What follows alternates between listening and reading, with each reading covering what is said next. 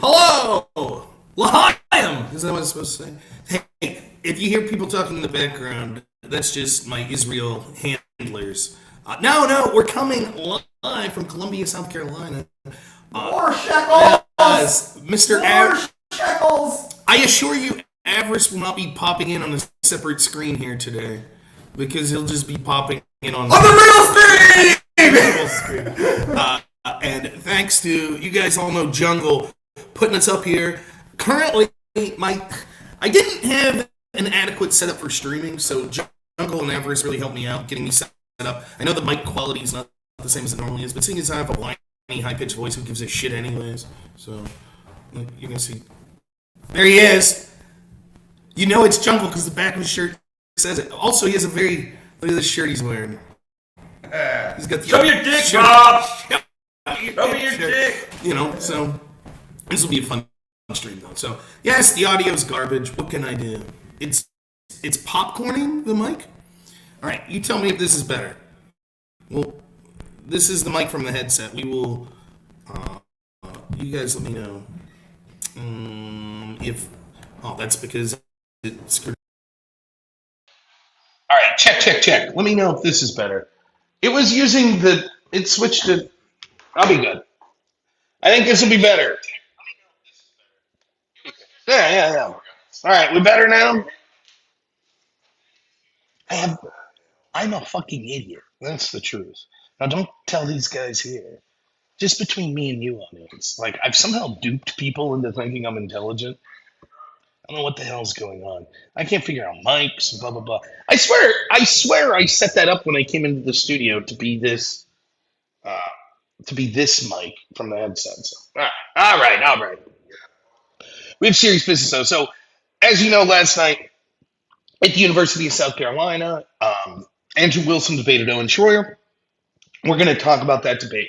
Today, Rachel Wilson is going to be debating Brian Shapiro at a different university. So from where we're at right now, it's a decent drive. So I wanted to stream early in the morning before we make that drive. I also will be doing the extravaganza today at 5:30 p.m. over on the Crucible's Rumble channel. What's up? Better.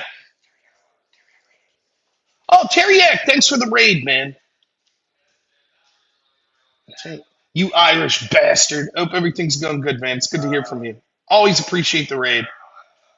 Um, so what we're gonna do today is go over that debate review, and I'm gonna give you my honest, unfiltered opinion of who won the debate, what was going on in the debate. What I'm not going to do is play clips from the debate, not because I'm worried about like TOS or copyright or anything, but because I'm on this shitty laptop and I don't know if they can handle it.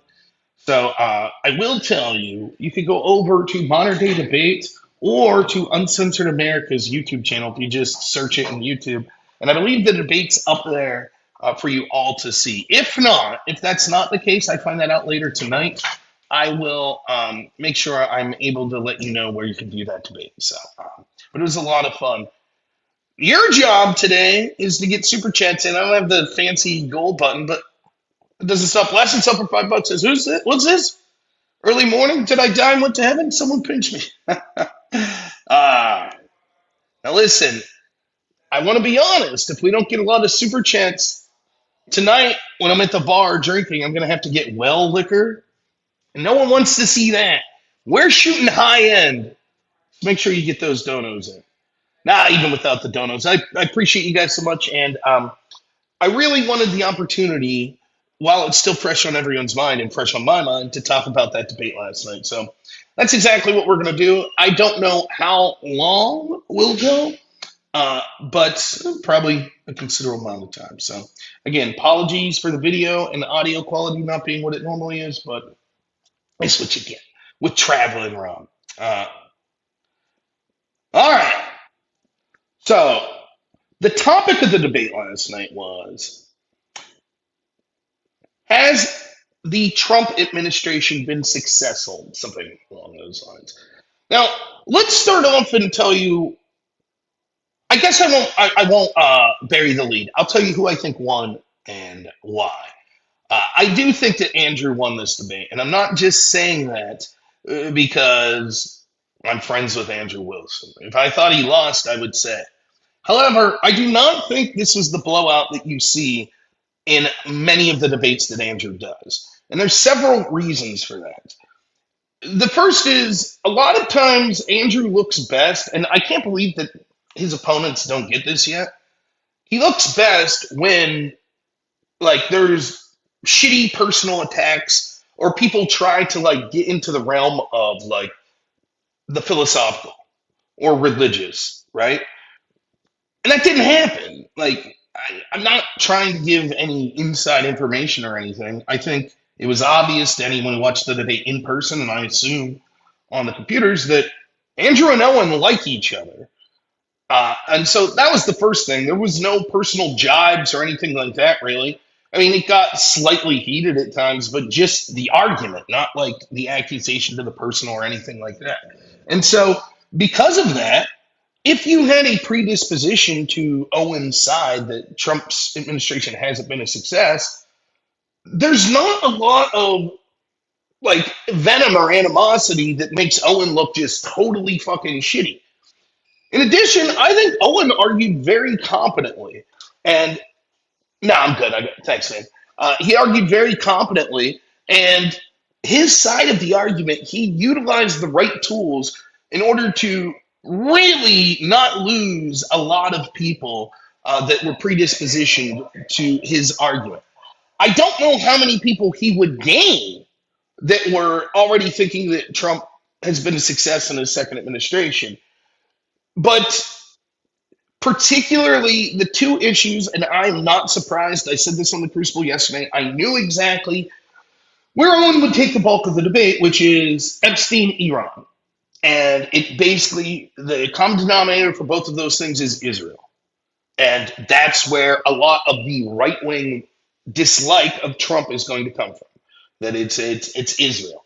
And so if you were predispositioned to think that, I don't think Owen did you any failures. I think that, I don't think he argued perfectly, but no one does. No one ever does. I wouldn't argue perfectly either. So, but I don't think that he let you down, that he had any like shocking moments of like inadequacy or anything like that. So that's another reason. And then the other reason that I think that it looks like a close debate, and it is a close debate. I'm not saying it wasn't a close debate, but the reason it looks like a close debate is if you really think about it, they agree on 90% of things. And anytime you have a debate, right, where both sides are largely agreeing on the big points, it's going to look like a close debate. It's almost like a football game, and the final score is 7-3. Like it's not a blowout; it's a tightly contested battle because both sides are playing very similarly. Uh, so if you really look at it, the debate hinges on how do you define success. And I know that sounds boring, and I'm very glad that they didn't really hash this out. I'm very glad. It's sort of up to you, the audience, to hash out, right? Because to me, there's nothing more boring than, well, here's my definition of the term success. No, here's my definition. And then going back and forth on that in 30 minutes or 40 minutes. You know, that's my opinion on it. But the reason is, Andrew admits from the outset, I'm not a Zionist. I don't like the Iran war. I think the way Trump handled the Epstein files was a debacle. That's basically Owen's position. Now, Owen thinks the Iran war is even worse than Andrew does. Owen thinks the handling of Epstein was even worse than Andrew does. But Andrew's admitting there is something there on both of those issues. On the other hand, Owen's admitting Trump has a lot of successes. Because this was a debate between two right-wingers, it looks much different than if it had been debate against one lefty that dislikes Trump. So a lot of the positions that are being argued maybe aren't positions you would focus much time on in a debate with a left-winger. For example, pardoning of January 6ers. Now, Owen Shroyer was a January 6er. So Owen's like, yes, that's good. There's no debate needed, right? If you're debating a lefty, that's bad. They're insurrectionists. They're terrorists. But Owen's like, yep, crime's down. Owen's like, yep, that's good. Border secure. Yep, that's good. The economy, yeah, better than Biden, but I still think there are things to blame of Trump. But you see the issue? Andrew's like, look, the offense as to why Trump's not successful, Iran and Epstein, I agree somewhat with what Owen's saying. Owen's saying the offense on Trump being a success, the economy, the border, I agree with a lot of that. Just like Trump saying, or just like Andrew's saying to Owen, look, I agree that there's some bad shit here with the Iran and with the Epstein stuff. I just don't think that it's as bad as you're saying, and the good outweighs the bad. Owen's saying, look, I agree with the things domestically you're saying that are good with Trump, that there's a lot of good there. I just think the bad outweighs the good. And because of that, because there's already a default at the beginning of the debate, so much agreement, it by nature is going to be a close debate. I would not think that anyone is a absurd lunatic for saying that they felt that Owen won that debate. I would not. There are debates where it's obvious. And I think that you'd have to really be in your bias to think one side won. Now, to be fair, you'll never get a debate, very rarely, where even if someone is as bad as humanly possible, there's always going to be people that just dislike the other person, like, they lost! So it's like always at least 10% of that. But in this debate, like, I thought that it was a reasonable split to be like 60-40. Now, I think Andrew wins. Full disclosure, not only am I friends with Andrew, but I'm biased towards that side of the argument anyways. And I'll explain why. But even if I try to objectively pull out of there, if I was judging this debate like I would in college, where you're supposed to pull your bias out as much as possible, I think that the problem for Owen's position is this, right? He seems to me to be making the argument Trump's administration is somewhat of a success, but it could be better. And for me, if I'm trying to decide the prompt, was Trump's administration a success? I would say, look, admitting that it's somewhat of a success is admitting that it's a success. It may not be the success that you expected. And Owen even gives the game away in his closing statement. He says, look, maybe the reason I have this position is because I had such lofty expectations. Right. In other words, it doesn't feel like a success because you were hoping that it would achieve even more. That I agree with. I'm right with Owen there. And let me be clear, like a lot of the criticisms that Owen's making, I agree. I do. And I've liked Owen for a long time. I'll be honest. He's one of the dudes I watched when he was on InfoWars. So I am not predisposition to dislike. But that's how I saw the debate. And a lot of the worst things that Owen was identifying was like, well, this may happen. For example, Owen's strongest offense is probably the Iran conflict, right? Andrew correctly points out, like, what are we looking at here? 7 weeks? If we're looking right now at the Trump administration, right? Even if you dislike the Iran conflict, which I do, what has been the downside thus far? Well, we've lost 13 service members, and that's terrible. Every service member lost is an absolute tragedy, don't get me wrong. But we also have to put it in perspective. Did you know that on average each year we lose 200 service members to training accidents?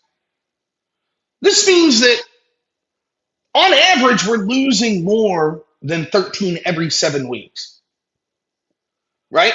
So if I'm just looking at the casualty numbers now, although it's tragic that anyone died, right? We would say, if I told you that we could take out like the top 40 people in Iran's leadership or something, a huge amount, I don't know if it's 40, a huge amount of people in Iran's leadership, and we could do it with only 13 service members, I would have told you were nuts. In fact, one of my big arguments against the invasion of Iran, or the attack against Iran, I don't know, whatever you want to call it, was it's not going to be as simple as Venezuela. And it certainly hasn't been, don't get me wrong. And I predicted that there would be way more casualties. Now, there still may be. We ain't out yet. However, if we're just looking at it today, those numbers aren't so catastrophic that I would be unwilling or I'd be willing to say, that's it, I'm done with Trump. The next argument, gas prices. Oh, true, gas prices have gone up. Andrew is correct, though, that we are still about $1 off from the high of Joe Biden. And Andrew made this point over and over. Owen needed to push back, by the way. If I'm Owen, what I say there is like, yeah, but we're not looking at it from the high of Joe Biden to the high of Trump. We're looking at it to basically what was the average under Joe Biden, or what was the prices when Trump came into office versus now. And gas prices are higher, albeit only slightly higher. If I remember looking into this, I think gas prices when Biden left office were averaging around $3.20, and now they're averaging around $3.77 according to the EAI. Now, I don't know where the fuck they get those numbers. It's an official government source. But to me, everything I'm reading says gas prices averaging are about $4.11 now. Nonetheless, it's, it's not that, it was worse under Biden. Here's the thing, though. If I could be honest, that's an argument more against the lefty. Owen also could have done this better. So what? I didn't like Biden. And if they would have gotten, both sides could have done more into arguing what does a success mean, right? I don't want to see a semantic definition of success, but this is what success means to me. Because I think there's an argument for Owen. You tell me if this sounds like a reasonable argument, that you can say both of these interpretations are reasonable. One side could say a success is that it's far better than the other side. In other words, it's comparative. We basically had two choices, Kamala, Trump, and we're doing way better than we would have under Kamala, or we're doing way better than we did under Biden. And so therefore it's a success. That's one way you could look at it. Another way you could look at it and say, that's irrelevant. Success doesn't have to be comparative. Success stands on its own. So yeah, just because your opponent's dog shit and you're less dog shit Doesn't mean that you're a success. Now, that's implicitly, I think, what both sides are arguing. Andrew's arguing, look, we're so much better than we would have been, and that's a success. And Owen's basically arguing, yeah, but that's still not enough for me to call it a success. So I think if Owen embraced that position more and argues on this like gas price, he could say, sure, Biden was dog shit. Okay. Now, but what does that have to do with right now?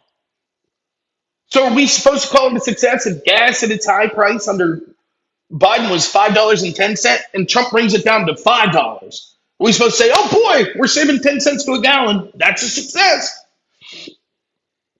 So I think for me, that's basically how I think Owen could have done better. As it was, though, I think Andrew, as was the case mostly throughout this debate, when they got to the specifics of the things that Andrew was claiming Trump did good, I think Owen was sort of showing that his strength's not necessarily understanding those policies as much as it is understanding scandals and corruption, which again, I sympathize because I put myself in that. So Andrew correctly points out, you're comparing Trump to Trump because Trump had the economy doing so well and gas prices so low. You look at a situation like this and you're like, see, things have gotten worse. Yeah, worse from Trump doing really good. It'd be like this. Ask yourself this. If border crossings are less than 1,000 a month now, which I believe is what the data suggests, and let's say after we attack Iran, border crossings those next months while we're in Iran uptick to 2,000 a month. Would you say that's a success? On one hand, you could say border crossings have doubled. See, that's terrible. But on the other hand, you could say, yeah, but you're only comparing that to Trump's excellent, almost unthinkable number that we have less than 1,000 a month. So I think Andrew does a very good job on that point, arguing you're comparing Trump to Trump. Owen makes an argument early in the debate, which he never flushes out more, which is he's like, a lot of the shitty economic stuff under Biden, I actually blame Trump for his policy surrounding COVID. I think that's a viable argument. I would have loved to have heard more of it. Unfortunately, because of the way the debate went and we spent so much time on Epstein and Iran, we didn't really get to flush that out. And so when it came to most of the domestic issues, I just don't think Owen had a very good argument on the economy. The same with the border. Like his argument in the border was like, sure, he did a good job securing the border, but we need more deportations. But it's like Andrew's correctly pointing out, but we have net negative migration. If that's, I would have signed up for that in a heartbeat. I honestly would have thought it would be very difficult to do. Now, to be honest, the reason I thought that would have been difficult to achieve is actually the opposite of what happened. I thought it would be much harder to secure the border with courts and with Congress fighting against Trump. So I thought that there would be a lot of fighting to not allow him to change policy on the border, which would have meant we still had hundreds of thousands coming in a month at a minimum, which means it's going to be hard to deport more than that. If we have 200,000 people a month come through the border, you would have to deport $200,000 just to break even. So to get net negative migration, you'd have to deport more than that. As it is, the border crossers are damn near zero. Deportations, I don't know. You don't know what numbers to trust, but DHS numbers, I think, suggest maybe around 600,000 deportations so far. But then the big thing is self-deportations. Now, again, if your argument wants to be, I don't trust the data, that's fine. Fair enough to have healthy skepticism, fine. But using the metrics we have right now, there is net negative migration. And one of the reasons that I suspect that that's true is because even groups that are pro-immigration, like the Cato Institute, are sort of flipping the fuck out. So the Cato Institute, and Andrew mentions this in his opening statement, they're like, yeah, the problem, it's bad enough that Trump's hampered illegal migrants, but he's actually stopping legal migration even worse. And Cato says that there's 136,000 less legal migrants. This is H-1Bs and other people that are coming here legally 136,000 less a month. So for them that are so pro-immigrant to be like beating the drum, like, uh-oh, I do believe that we're probably seeing net negative migration. Owen's only response to this is, but he could do more. And again, you have to say, well, what do you qualify as a success? So imagine it like this. You're in a car and you're in the middle of the country, right? And the current administration and the establishment is driving you at a rapid pace left. And eventually you're going to drive right off a cliff, and that's going to be the end. But every moment you head more left, shit gets worse and worse and worse. The terrain's getting worse, your car's breaking down. And then Trump's administration comes in, immediately stops the car, turns it around, and starts driving, albeit at a very slow pace. Is that a success? That's what we're talking about in this debate.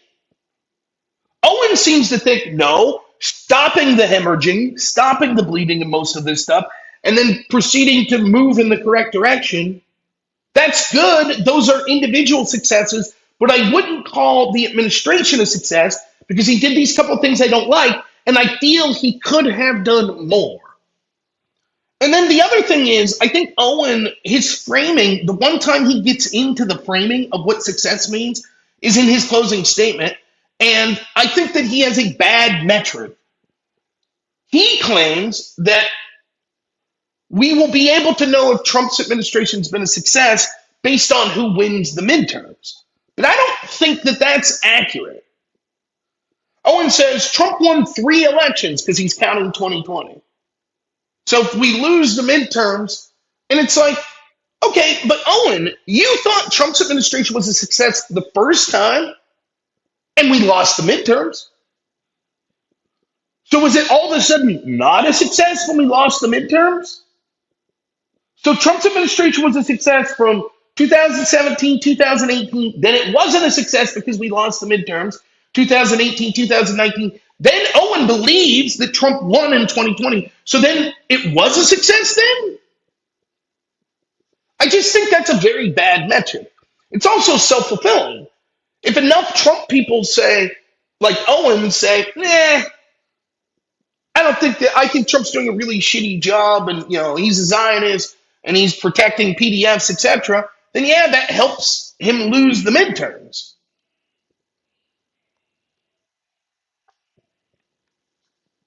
So, given those reasons, I thought just to me that Owen's argument was basically, as I said, yeah, the Trump administration was a success, just not as much as I would like to see it. And I promise I'm going to get to the juicy stuff that everyone wants here in a minute, and I will read super chats. We're going to talk about Iran, and we're going to talk about Epstein. This is why, and I'll level criticism Andrew's way as well. Because of the nature, first off, to defend Andrew and Owen, the format of basically only having roughly 40 minutes of open debate, that's tough, man. It's really tough. Because think of their first, they started off on Epstein. That was 20 minutes. So you basically, after you get to Epstein, you have 20, 25 minutes to cover Iran, the border, the economy. And if you listen to Andrew's opening statement, he gave a whole slew of things. They didn't even talk about the overturning of Roe v. Wade, which was in Andrew's opening statement. They didn't talk about the overturning of the Chevron doctrine, which was in the opening statement. Didn't talk about the shuttering of so many federal jobs, which is look at this. I get a super chat from the guy that is right behind me. He says, "Shout out to the chat, Wade Boggs. You have to match everything I donate because I said so." WRUB, WDB, South Carolina, North Carolina. Look at that. Not often you get to see the super chat with the person in camera that gave it, huh? Thanks, Jungle. I appreciate it. I promise I'll get to all the super chats as well. So, for me, I think it's regrettable that the format of the debate, I understand, especially an in-person debate, you're not going to have people sit there for 6 hours hashing through all of these, but I do give some grace to both sides. It's easy when you're outside of the debate like I am now to be like, well, you could have said this, this, and this. The counter to that, and I know this because I've been in so many debates, is yeah, well, where was I going to find time for that? And sure, it's easy afterwards to say, if I only had one argument to make, it would have been this one or have been this one. So I give Owen and Andrew complete, credit to. It is difficult to do this, so I hope neither of them take it. It's like me being like, I'm better than them, though I am, but that's not what I'm doing here. It's so. Um, but I think the argument that I would have liked, me personally, and this is just my opinion, I think that Trump's strong suit is the argument that Andrew makes in his opening statement, this Overton window argument. And it's not even because, don't get it twisted. This isn't me saying, Trump's playing 4D chess. He's the greatest genius ever and he's accomplished this. I'm not saying that. I'm saying that Trump is a very talented man, very smart, and his opponents constantly underestimate him, and that's to their loss. But he was the right person at the right time. And without him as a focal point, I don't know that the movement would have achieved as much cultural momentum as it has. Forget about political momentum. If I was doing this stream, I'm not on Twitch today, but if I was doing this stream, I normally stream to Kick, X, Rumble, YouTube, and Twitch. If that was the case today, and I was doing this stream 4 years ago, and I said, I debated this guy that said X, and someone said, that wasn't a guy, they're trans. They're a trans woman. I would have been banned. Everyone and their brother was in their corporate space having to put their pronouns on their emails and stuff. We all had to just pretend it was verboten. And now the pendulum swung so much that we could just be like, this is a ridiculous cult. It's destroying kids. There's so much. In fact, Owen Shroyer himself has more likely to put his weight behind a candidate who shares his ideals and have that candidate win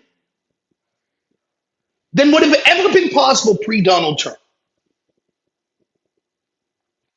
Let me give you an example. There's a solid chance, holy shit, Jungle. There's a solid chance that Ken Paxton's going to win in Texas. I'm not playing it. There's zero chance if Jeb Bush had won in 2016 and Trump went away, right? And then Kamala or Biden wins in 2020, and then maybe Paul Ryan wins in 2024. Whatever. There's zero chance John Cornyn isn't maintaining that seat. None. Zero chance. So it's very much, I promise I'll get to stupid shenanigans, I promise. It's very much Trump's moving things in that direction. It's a nightmare.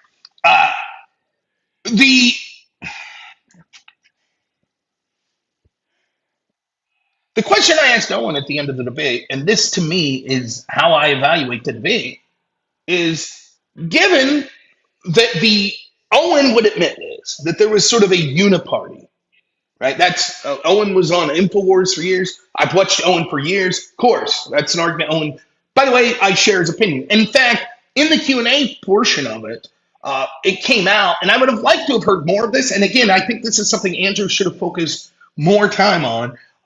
It's not just, he accurately says that Trump's being stymied at all levels, right?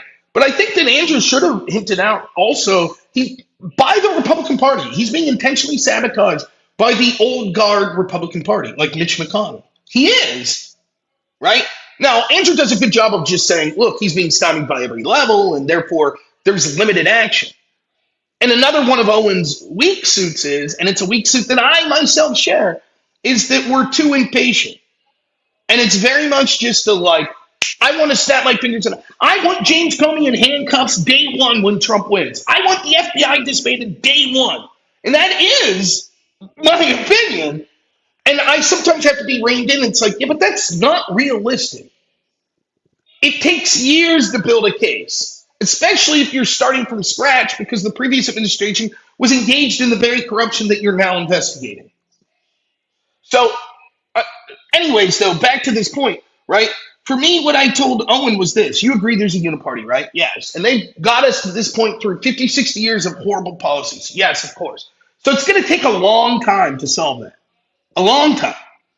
And he's like, yeah. And I was like, given that you can see that Trump's making incremental steps in the right direction, and Andrew argues, and you don't push back, that Trump is shifting the Overton window.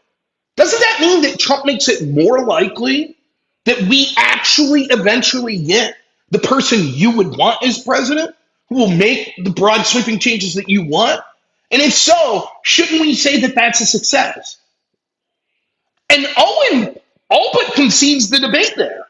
He says, well, yeah, I get a closing statement right, but I think we're two administrations away. Now, think about that for a second. If Owen believes that we're two administrations away from like the mass deportations and the telling the Zionists to eat shit and blah, blah, blah, wouldn't you say that's incredible?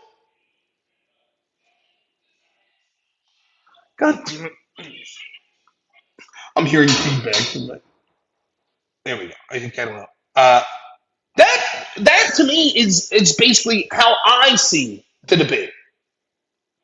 Where it's like, well, if to me that's Trump's strong suit. And this is not because, well, Trump's a genius. It's because the populist ideas that Trump has espoused, right? Those ideas are more important than Trump. And it's why I say all the time, Trump mistakenly, I think, sometimes thinks the movement's just about him, and it's not. It's about the ideas he espoused.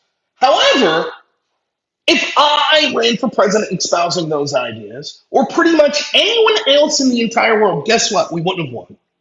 Because the unique circumstances of Trump, because he is incredibly charismatic, incredibly, right? Because he is incredibly wealthy, and he's able to break through the sort of barrier that a normal person like me or most of you will suffer if we try to run for president or any major office, which is you have to have so much money even just to get noticed and get your argument out there. And so the way someone like me would get money is I got to have people backing me. But of course, the problem is most of the people that are hugely financially successful that we consider backing someone like me are in many ways part of the same establishment that I would be criticizing. So they're unlikely to back me. So it's going to be difficult for someone who I liked for years, and I think Owen Shroyer probably would have liked, like a Ron Paul. Ron Paul's not as charismatic as Trump. Ron Paul's not going to be able to get the big dollars necessary to win. And you might think, well, that's bullshit that the system's set up. Isn't that an indictment on the system in the first place, that you need this sort of money? Sure. And it is. The system is that. And without Donald Trump to be the first bull in the china shop, piercing through that, I don't know that we ever have a chance. It sounds like shit now.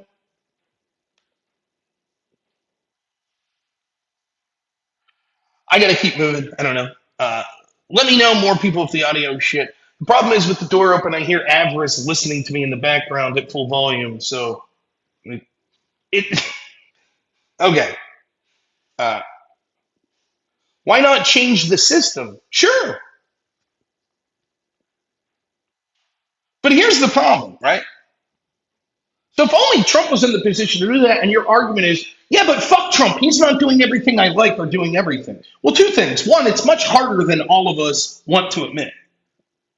For example, Owen would say things like this: Trump should lower taxes. How? What's Trump going to do? You might as well say, Trump should pass the SAVE Act. Sure, I love the SAVE Act. But he needs Congress. He can't just snap his fingers. And so it's like a lot of these criticisms Owen's making, it's like, I agree that would be great, but what are we supposed to do? Just tear up the Constitution and be like, no, guess what, Congress, we're disbanding you. Trump's going to do it all on his own now. Because the truth is, Congress is tight enough that there are significant, important Republicans, particularly in the Senate, that hate Trump, and they're not going to pass his agenda. And so it's like, And I see this and I share this. I fucking made these arguments on my channel. The neocons are getting the war they want. What am I getting?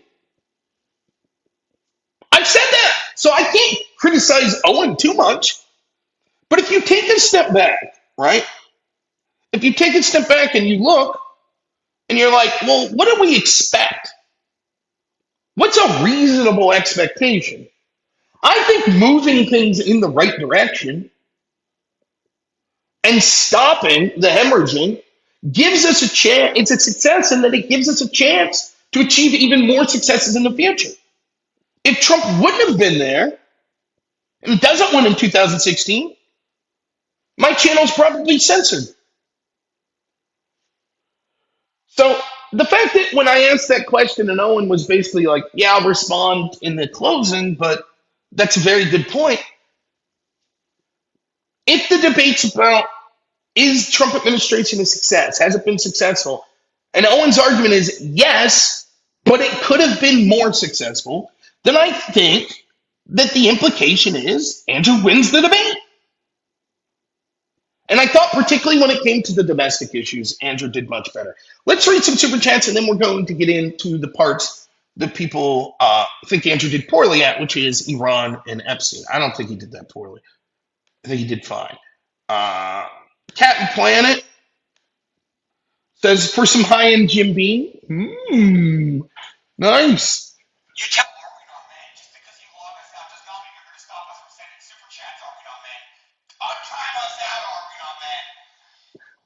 Johnny McVito, $10 says, towards the top shelf for a top quality guy. God bless you, Robin. Hopefully many more. Thank you, man. I appreciate it. Baxter Boy, $5. We'll take it. Bolly who? Says you should wear a chastity belt tonight to stop Shapiro. Oh, don't worry. I was building a coalition yesterday of people that'll be in between me and Brian in case he makes a mad dash for my penis. So I think I'll be all right. How do I pronounce this? J. DeGenis. $10 says, it seemed to me like Andrew gives Trump a C and Owen a C minus, and Owen claims that it's a failing grade, and Andrew argued even if he granted a C minus, it's still passing. I agree, except I would say Andrew's probably giving him more like a B or a B minus, and Owen's giving him like a C minus. But yeah, other than that, I would agree that that's sort of the differentiation. That Owen's basically like, I don't think the C is a success. And Andrew's like, I still think I would call C a success. It's a very good analogy. Wade Boggs, $10 says, morning shift Wade Boggs is only 1/10 as cool as night shift Wade Boggs. I blame work. Yeah, work sucks, man. Chop Chop, $20 says, I like both day and night Wade Boggs. And then Jungle gave 50 already. Gave a shout out to Wade Boggs. Then gives 200. Absolute legend that he is. Now listen, I'm actually staying at Jungle's place, one of Jungle's places. So it's not like he has to donate money. He already donated this delicious Diet Coke to me. But I will take it nonetheless. Jungle, $200, you absolute legend, says, time for Disney Whip, live and in person, dance with us, Rob. Rapping's not your thing. Let's groove, buddy.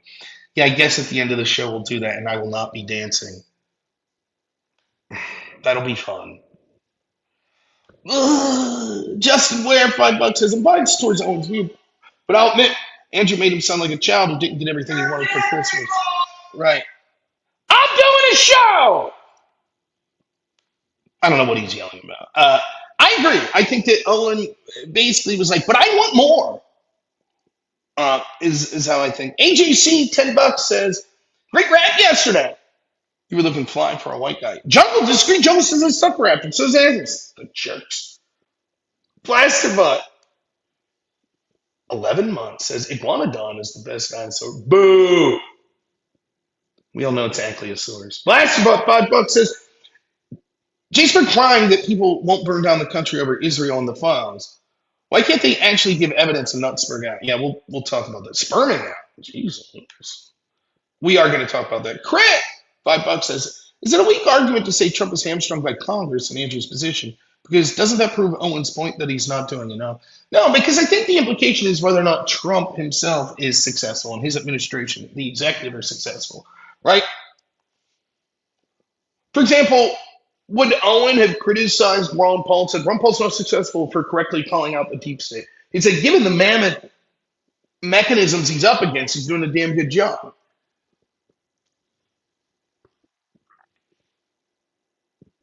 GG. $5, thanks. Says in the Q&A, Owen said that he'd take 1 year of pain from tariffs to reshore industries. 25 years of offshoring and he'll only give 1 year to fix it. Again, I noticed that as well. His time frame for what he wants as success, you can see it with the court cases. Now listen, I think that it's Trump's first term about draining the swamp. He didn't. And in fact, he surrounded himself with people that I think were part of the swamp, like John Bolton and James Comey. Well, not Comey so much, but John Bolton and Bill Barr. So it's reasonable to be like, okay, who is he arrested this time? Who have they arrested? No one yet? Okay. Right? But if you look at it in just the second term, how quickly do you expect them? Like, for example, the case against Act Blue, the case against the Southern Poverty Law Center. It's going to take a lot of time to build a case like that. And ironically, we see indictments coming like a few days before this debate. And Owen's like, not good enough for me. I want faster. I want it to, everyone should be, I mean, he's like, it's only a success if Mayorkas is locked up for treason. That's a bit unreasonable. That's going to be a tough sell to any jury that Mayorkas, because he allowed so many illegals in, should be publicly executed. I'm just telling you, like, that's not going to happen. So if that's your measure for success when it comes to dealing with corruption, I will only say it's a success if Mayorkas is executed for treason. It ain't happening. It's just not going to happen. It's not a reasonable expectation. And so then if that's the bar you set, any positives that you get, that's like, wow, hey, there's this case out of Florida where it looks like they're subpoenaing records from Brennan, from Comey, etc., and they're trying to bring sort of a RICO case, right? Forget about that. Mayorkas hasn't been hung publicly yet. So, I mean, now Owen's argument, and this is another argument I should address that Owen was making that didn't get flushed out much, was basically, but Trump says a lot of shit. Trump said they committed treason. Trump said he was going to massively lower gas prices. I mean, I don't know what to say other than, yeah, all politicians when they're running promise the moon. And Trump, worse than most, like, says stuff off the cuff. This person's treasonous, blah, blah, blah. That to me isn't, I never took that as like, well, that's a promise that Trump's guaranteeing that this person's going to be charged and hung for treason. I never took it that way. Shepard Kennedy, $10 says, excited for tonight's debate. I missed Asheville. I'm not missing this one. Yeah, it's going to be a lot of fun. Rachel's going to dominate. Last about $2 says, why can't my new phone not super chats? Get some Nigerian phone or something. Tanner G, $5 says, I love Andrew, but to say there's zero evidence Epstein was involved in the PDF ring is wild. Right-wing version of Biden is sharp as a tack. We'll talk about that. I promise. How long, Nate? $15. Thanks, man. Here's for average. Buy some NyQuil to pour in his drink so you can get some sleep tonight. I'll try. And then Tanner G again, $5 says Trump is net positive, but to ignore his flaws is dishonest. It's a bad strategy, in my opinion. Like I said, looks like sharp as attack Democrats. Thank you, Tanner. All right. So let's get to this. So the elephant in the room is what a lot of the people are saying online and a lot of the people are saying in chat, and that's surrounding sort of the commentary that occurred in the Epstein and the Iran portion. Now, let me start with this. The first question you should ask yourself when you debate is, why am I debating? What are you trying to get out of this? What is a victory for you? Is it there's a judge in the back room and you're just trying to get that judge to vote for you, like in collegiate debate? Is it there's going to be some online poll and you want to win that online poll on a particular channel? Are you trying to win a consensus and majority of an overall audience? Or are you trying to win just a portion of that audience? So, for example, am I trying to think that most people that see this debate on the internet think I won? Or am I just trying to think that most right-wingers or most Christians that see it think I won? Do I dislike my opponent and I'm trying to embarrass my opponent? Or am I trying to build a bridge to my opponent and their side of the argument? All of these are questions that you have to ask that determines what you would view a victory as. Now, I can't speak for Andrew, but I think that Andrew really is annoyed with a lot of, let's just call it what it is, J-Spergs. The people that take legitimate criticism of Israel and then insert it to every single argument. Everything. It's always Israel is the all powerful, all controlling. Everything that Trump does that we dislike is because he's a puppet of Netanyahu. And I think Andrew wanted to tackle those arguments. Now, you may agree or disagree with how successful he was in it. But if that was his goal, it explains why he put those arguments front and center. For me, if my goal is to win this debate, to have the majority of the people watching think that overarchingly I won the debate, I think I would have reversed the order of Andrew's opening statement and reversed the order of argumentation. Let me explain why. Would everyone in the audience, regardless of who you think won, admit this? Owen's strongest offensive arguments against why Trump bad was Epstein and Iran. Does everyone agree with that? If you're like, where's the meat on the bone for Owen to attack Trump? It's Epstein and Iran, correct?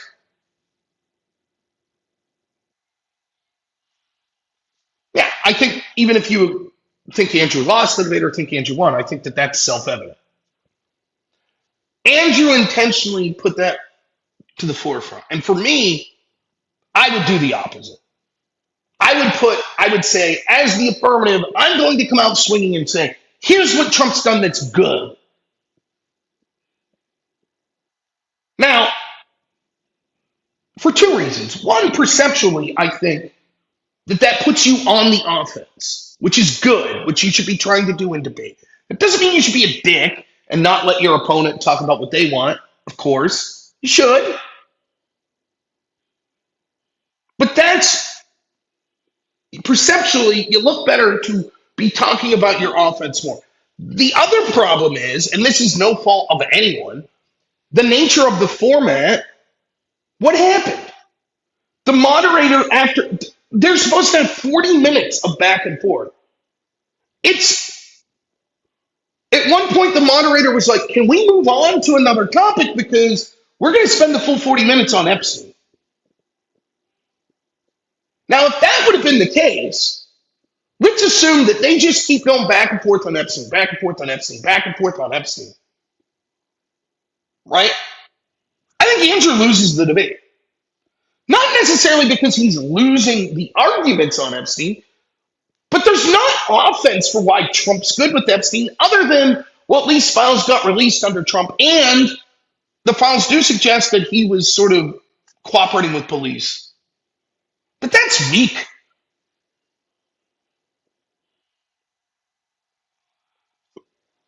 So for me,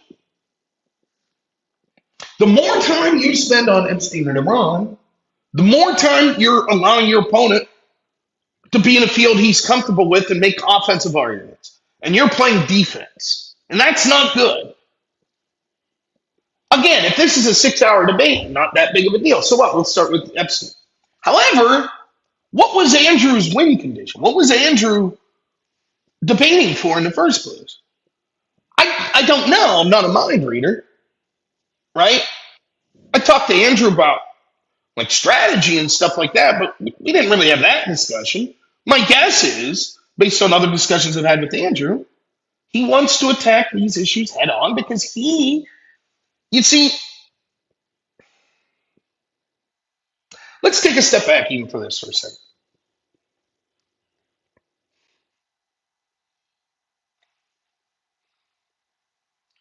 When I'm debating, and it's 2 months outside of an election, like 2024,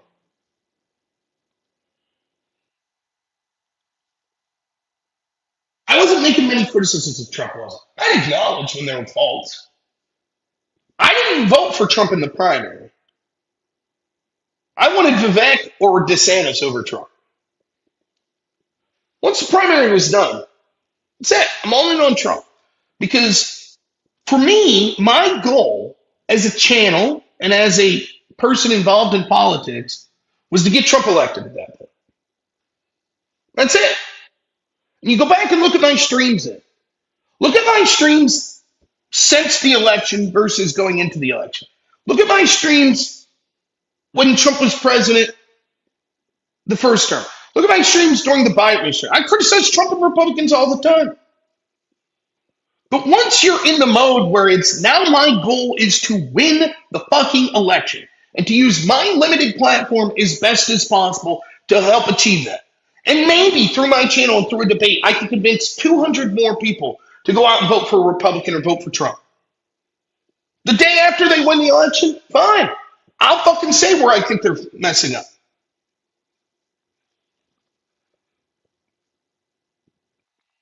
I think that part of Andrew's goal is that he sees a fracturing coalition on the right.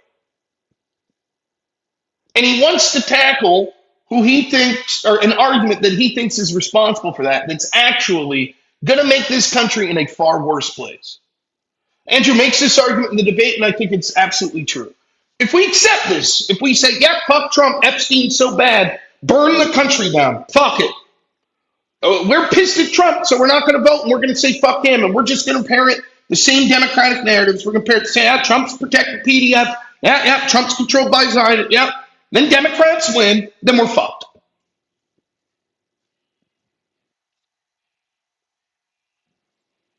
And he's right. That's the truth.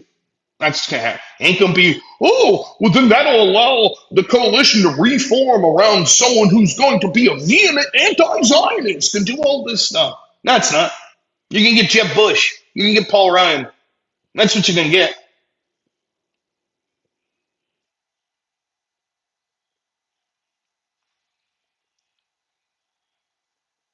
So I think because of that, Andrew wants to tackle this front and center. I've been saying the same thing.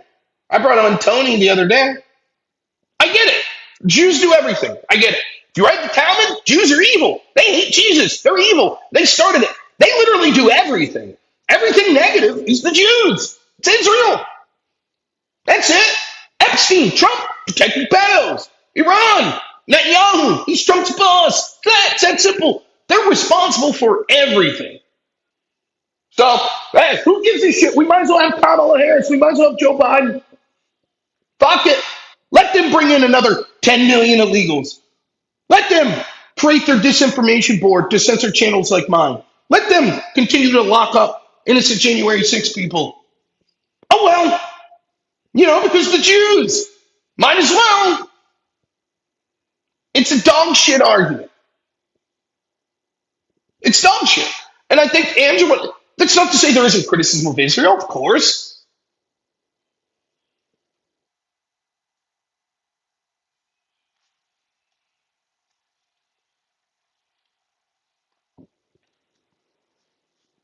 So I think that Andrew wanted to tackle this head on, and he wanted his argument to be, let's poke holes in what you're saying here on Epstein and Iran.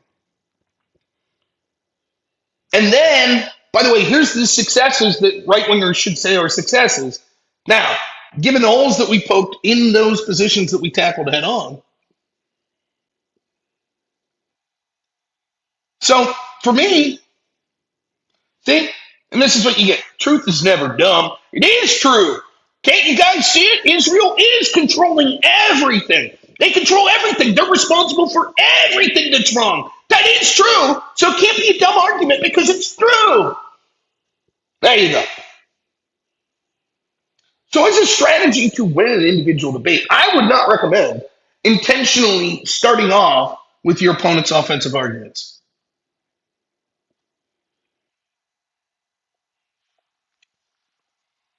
But if your strategy is to say there are good people that believe this shit, that we went on our side, so let's try to address these points, I think that's fine.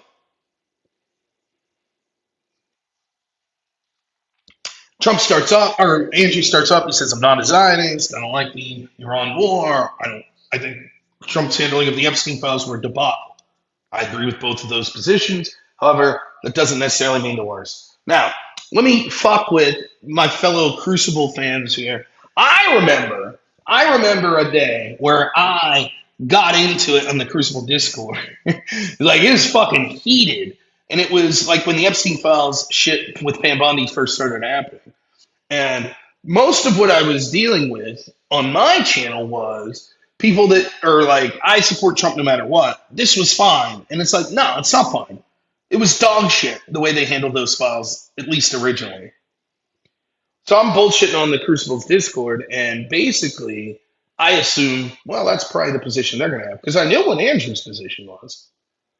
Andrew agreed with me, but was even more forgiving of Trump than I was. But the Crucible people were like, some of them, clearly this means Trump's a PDF or a PDF protector. Clearly. What other explanation could there be? And I proceeded to give an explanation, and it got fucking heated. It got heated. And I was like, just wait until you hear Andrew's opinion if you think I'm too weak on Trump on this. So, if you're from the Crucible, I think you heard a little of that yesterday. Not that Andrew hasn't talked about it before. Uh,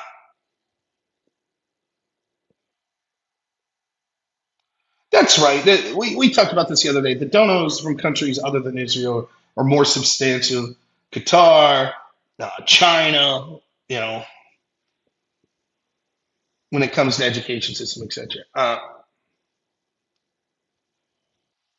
So the problem is, let's start with Epstein. If I acknowledge that Epstein, the way it was handled, is utter dog shit, which I do, then people go, see, that proves that there was this underground PDF ring, and basically they were, 8-year-olds strapped to chairs, all of this evil shit. They're talking about torture videos. It was the most satanic, fucking insane, grotesque shit you could ever imagine, with all of these, children being sacrificed, being tortured, right? Trump knows this, knows it. He's protecting it because either he was involved with it or he likes the people that were doing it.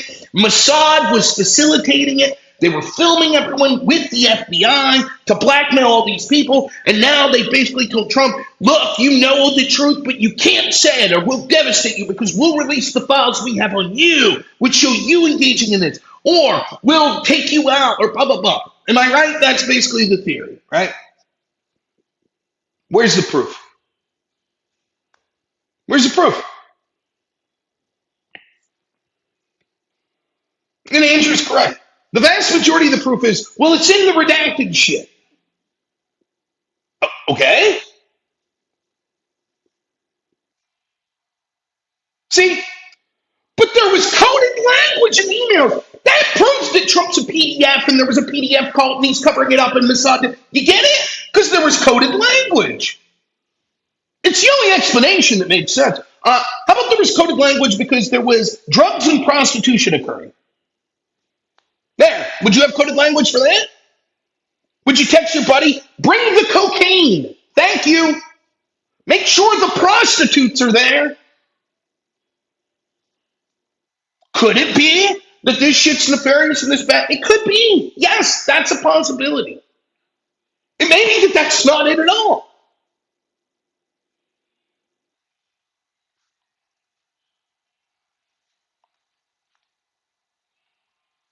For example, when you oftentimes go through the specifics on it, what about that one guy that said, oh, I saw the torture video?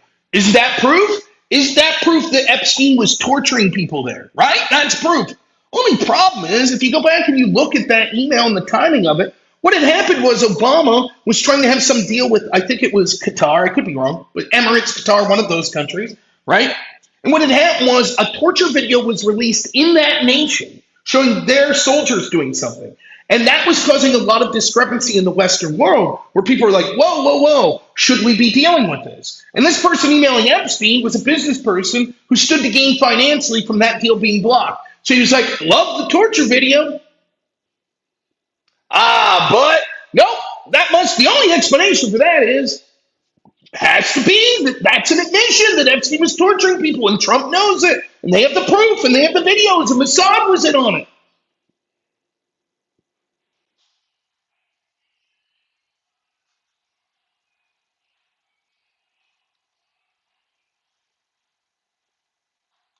Now, I talked about this at great length. I think Andrew's probably somewhere in one of these categories. Here's the potential shit that could have happened. One, it is possible that all the worst things that you've imagined about Epstein actually happened. Trump was involved with it or knows of it and knows people that were involved and is intentionally hiding the truth. It's a possibility. I don't see the proof. Am I supposed to throw my arms up and say, give the country back to the Democrats so that they can censor me, so that they can import millions of people, and when my son gets older, he can be treated like shit for being a Christian, for being a white guy? Sorry, son. I had a good feeling when I saw coded language in an email. That meant that Trump was a satanic PDF, and so therefore I had to sacrifice your future. Sorry. It's,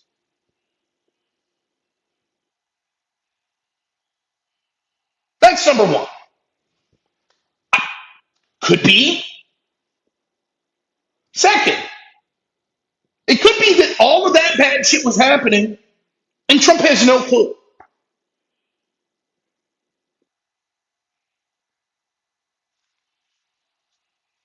That's a possibility. For example, if the FBI and Mossad were encouraging Jeffrey Epstein to film this shit with all of these insane abuses, every terrible thing that you think, and they're filming it to use as blackmail, do you think the FBI would have kept that evidence? Epstein gets indicted in what, 2009? You think the FBI was like, well, here we go. Here's our files of us paying for PDF acts and satanic cult shit. Let's put it over here in this box so the next administration can find it. Here we go. You think that's what happened?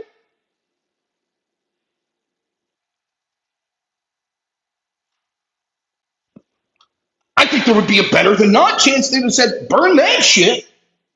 Particularly when they heard people in Trump's orbit say, yeah, release the files. They'd have been like, no. You think Mossad kept that shit around? So the Pam Bondi or Kosh Patel could stumble upon it?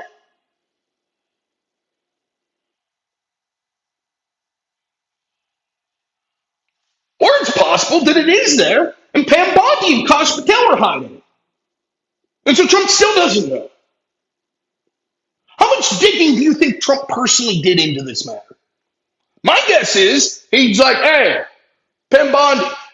This is what I think happened. I think Trump was like, yeah, release the Epstein files. Because it was like a populist cry. And I think Trump, in my opinion, if they brought him evidence and said, Mr. Trump, here's evidence that, Bill Gates was molesting children. Here it is.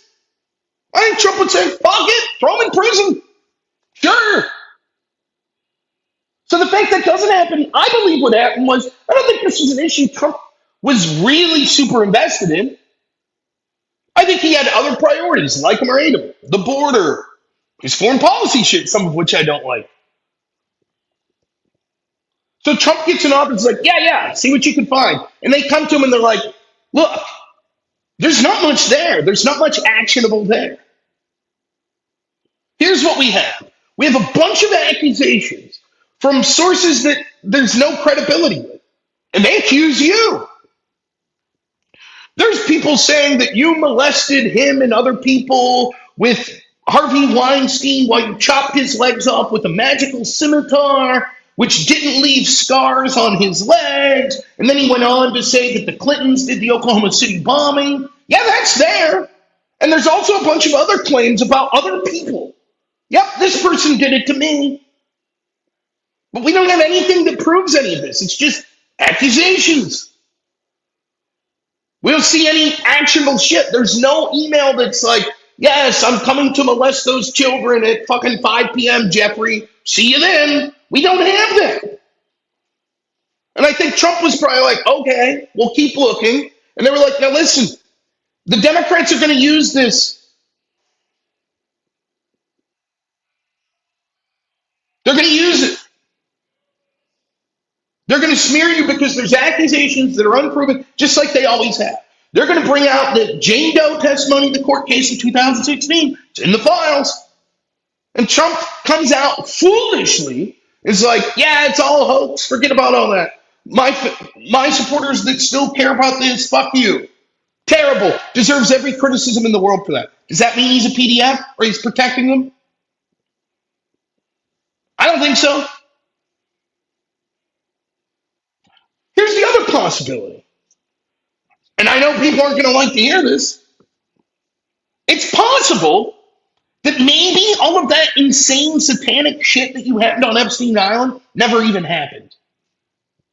That's possible. It's possible that Epstein was banging a bunch of hookers, including 17-year-old girls that were hookers. That ain't good. But that ain't tying up 8-year-olds to some chair and strapping down and all of this shit. Evil. And that he wasn't working with Mossad and the FBI to create blackmail situations where he was filming all this shit while people were sleeping with visible underagers. Maybe he was filming shit, maybe he wasn't. But the tapes aren't there anymore. Or never were there. And instead what was going on was it's a bunch of fucking drug and booze and sex shit with basically consenting adult prostitutes.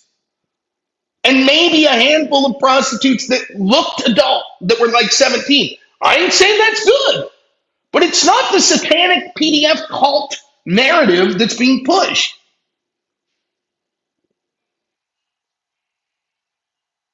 But people are so convinced, yes, that shit happened, that if it didn't happen, you're always going to assume that everyone that tells you, look, we looked at the evidence, we don't see evidence of that, they must be in on it.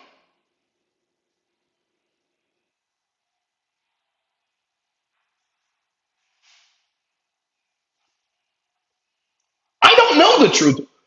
I suspect that it's well overblown what actually was going on Epstein Island. But that there was bad shit. That's my suspicion. And that there's just not evidence.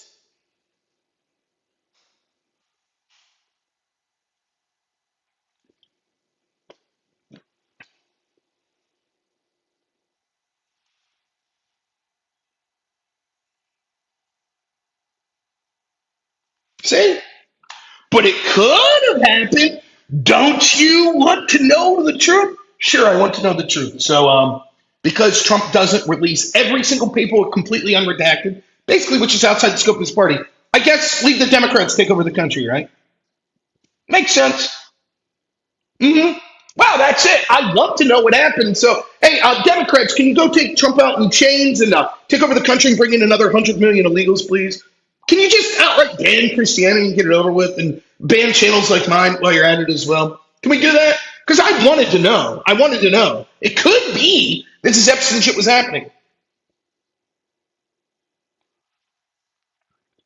Let's say that every single file was released. Every single one. Another 5 billion come out and they say this is it. And it doesn't show this. What do you think the chances are that even one person with that attitude, don't you want to know, are going to say, my curiosity's been satiated. That's good enough. They're going to say, no, there has to be more documents. There must be. They have to be out there. I know this happened. And so until I see proof that it happened, then it must be that they're covering it up.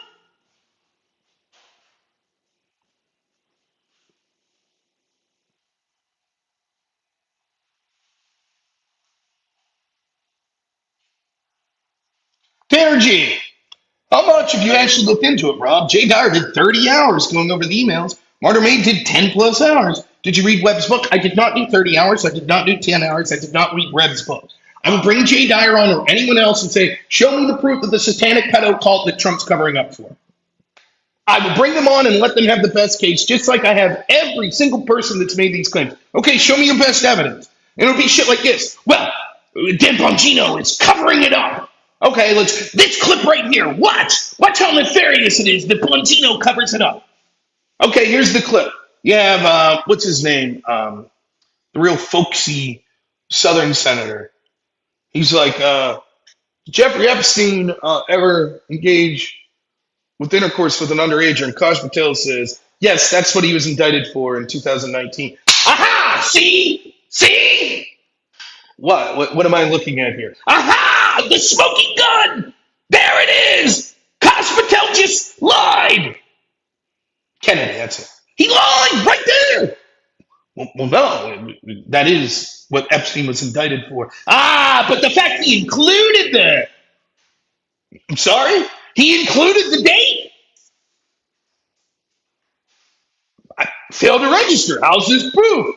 Oh, why you just cover it up for Epstein, Rob? That's the type of shit I get. What about this section? What about this section? This lady right here, she filed a lawsuit against Donald Trump and then had to retract her lawsuit, had to retract it because she was being threatened. You mean Lisa Bloom, noted feminist attorney, I believe Gloria Steinem's daughter, brought a case during Trump's first term when he was running his first candidacy? This woman sat on this allegation until Trump was running for president. So then finally Trump's team's like, okay, let's depose the witnesses, let's get discovery. And they're like, never mind, we're withdrawing the case. Ah, yes, but it's mentioned in the Epstein files. Also over here, Owen Shroyer had his chance last night. Okay, where's the evidence? The entirety of the files? I'm sorry, that's not convincing to me.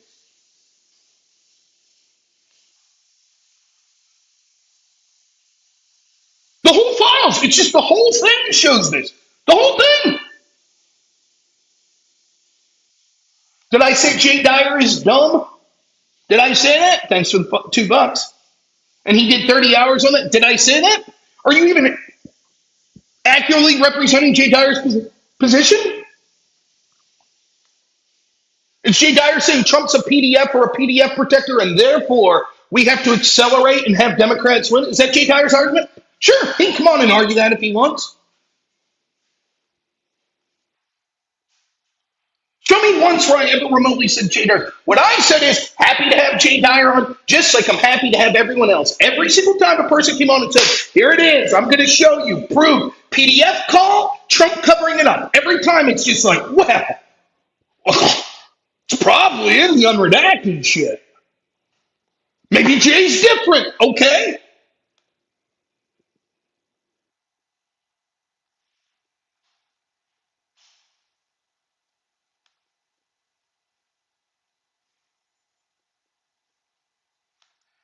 Hold on, Nate, $10 says no shade on Dyer, but there's so many ongoing cases holding names, dates, and events and gag orders that we cannot say what's there. Thanks, Nate. Let's read a couple more super chats because I missed some.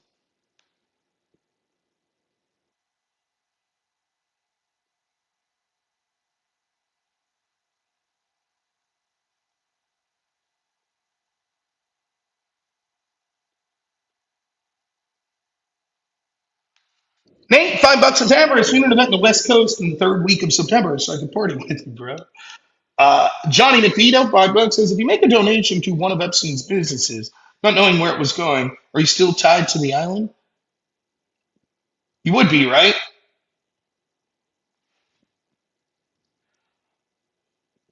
I would say no, but how long, Nate?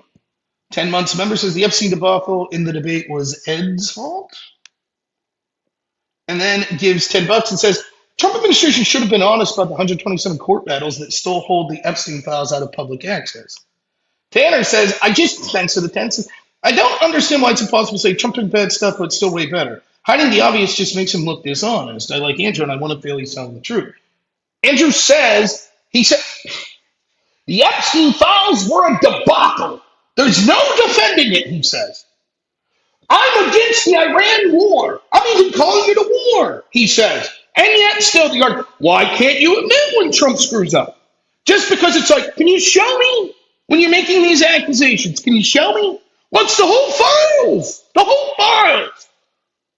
Howard Lutnick once said in 2005 that he didn't have connections or he said in 2012 he didn't have connections with Epstein after 2005. But it turns out he ate lunch with his family there once. Therefore, Trump's a PDF. I'm sorry, not convincing. GG, $2 says, Breaking news: Feds raiding Quality Learning Center. No shit. Ah, should have came yesterday. Would have helped in the debate, huh? Mm. Far from puking. Thanks for being a member, man. Appreciate it. Did I miss anything? Uh, Tanner, $5 says Andrew said there's zero evidence of a PDF ring. That's what I'm pushing back against. Not Trump's involvement. Huge strike. Where's the evidence of a PDF ring? Ring implying that there were multiple people that were involved in sex of people like under the age of 14. I've not seen the evidence. I've seen accusations that Brunel and Epstein. That's what I've seen. And even those situations wasn't like they were bringing 13-year-old girls to the island. It was like 17-year-old.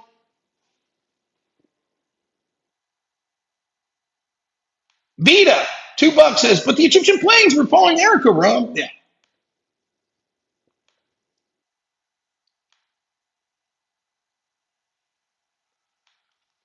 Justin, thanks, man. Says it was cool to meet you last night. I had a lot of fun. Thank you.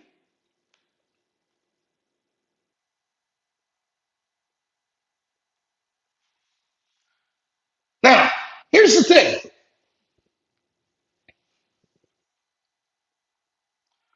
I cannot sit here and definitively tell you what happened on Epstein's island. My gut feeling is bad, but my guess is it's nowhere near as bad as people suspect. I think 98% of everything that was happening on that island was criminal in the sense that it was drugs and adult prostitution. Not with women who were being chained up, but with women that were willfully like, of course, I'll come sleep with a bunch of rich, powerful people. That's what I think the majority. Were there women in that cohort that were under the age of 18 at times, like but looked like adults? There may have been. I would suspect yes. That's fucked up. And if Epstein or Ghislaine knew that, they absolutely should have went to prison. Fuck them. Totally agree. But does that mean, if like I've said this before, if you're at a party, if you're at a fucking some celebrity's party, like if I, hey, John Cena invites me to a party, and I show up, and let's say I'm married, I would never cheat my wife, but let's say I was single, and I show up to John Cena's party, and here comes some beautiful lady in a bikini. Hey, we come back to the back to the bedroom, blah blah blah. Am I carding her?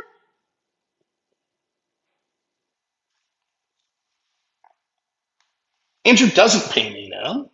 I'm not an employee of the Crucible. It wasn't a complete debate disaster. You're a Jaceberg. Yes, totally understand. When I said the people that say it's ridiculous, the people that say Israel's responsible for everything, you said it's not ridiculous and it's true. You believe Israel's responsible for anything, everything. You're a joke. And you'll get what you want probably, and Trump will lose the midterms, and the Democrats will take over, and you'll say, see, it's Trump's fault. It's Trump's fault. Not people like me that went out of our way to accuse Trump of being a PDF protector and a Zionist stooge. And so even people on the right fractured the coalition, and he lost. And now, and say it's not our fault. I get it. A bunch of people that probably voted Democrat anyways, trust me, bro, they're going to tell you, I voted Trump 14 times. I made calls on behalf of Trump. I did it. I was shocked this time. When Trump moved the embassy to Jerusalem, I didn't think he was a fan of Israel then, but now I do. Yeah, okay.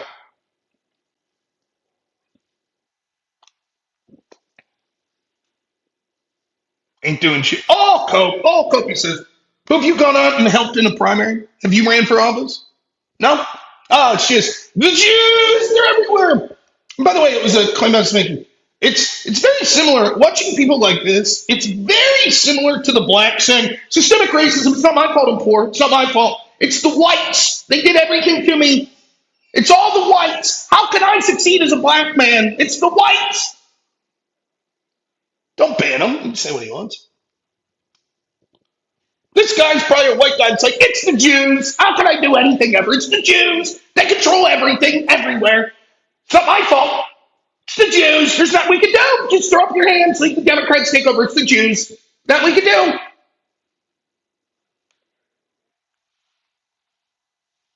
We get it. You're weak, making excuses for your own failures in life. I get it. Totally get it.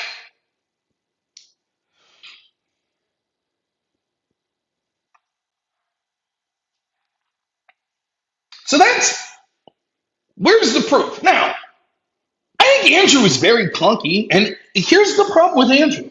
It's someone who's a popular debate. It's like, dang, you guys follow chess. So the greatest chess player in the world is this guy Magnus Carlsen. He's no longer the world champion, but he's arguably in the conversation for best chess player ever. Maybe Bobby Fischer, maybe Gary Kasparov. Some people say Paul Morphy, but Magnus Carlsen's in the conversation, and Magnus will tell you he's like he could win 100 games in a row, right? He could play 5 games in a row, literally making the computer perfect move every move, no flaws, win incredible games, and none of it will get even 1/100th of the attention if he makes one blunder. How can the best player in the world make a move that poorly? And that becomes a viral video. I do play a little chess. I'm bad though.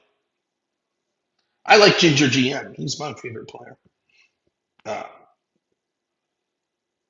that's sort of the position Andrew's in. He's a very good debater. By the way, other people as well that are bigger debaters. All right.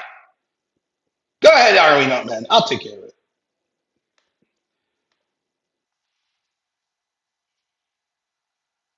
Andrew's in a position where if he says anything that's untrue, people can clip it.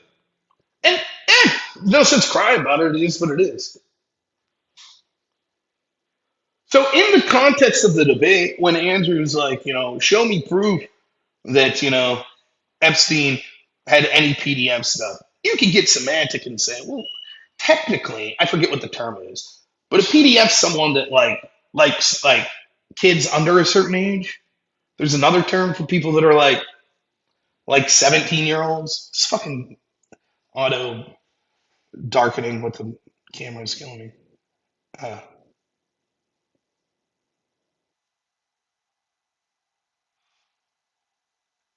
but okay, and it's like, what about the ring of it? I understand. Oh yeah, I see you, Jungle. Hemophile, is that the name of it? Okay. And to be honest, I don't think it was a good argument from Andrew. I think Andrew could have said, like, look, probably Epstein did. And he did say, he's like, Epstein was charged for this. But they get that soundbite of it. Well, where's the proof? Well, Epstein was charged, as he admits. Andrew's saying there, where's the proof? In my estimation, what he's trying to say is, where's the proof that it was this huge ring? That there was like all these people that were hooking up with underage children.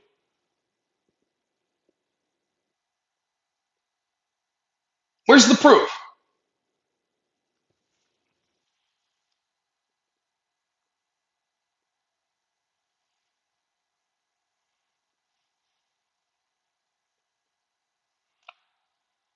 I keep hearing, I keep hearing like, but you just got to do that. Maybe you're absolutely right. It could be Rob, you or Andrew or anyone else. You just haven't read the files enough. You just totally true. Okay. What was there? 5 million pieces of paper released? You're right. I've not read 5 million pieces of paper. Instead, and that may be on me to some extent, that I haven't done an effort myself to read through. Instead, what I've relied on is people make this claim. This is fucking bad. This is the worst. This is gonna blow your fucking mind. And I'm like, oh, great, man. Look, yeah, fuck. Let me be clear. I can't speak for Andrew. If Donald Trump's a PDF, may he burn in hell, be removed from office immediately, and then face a firing squad.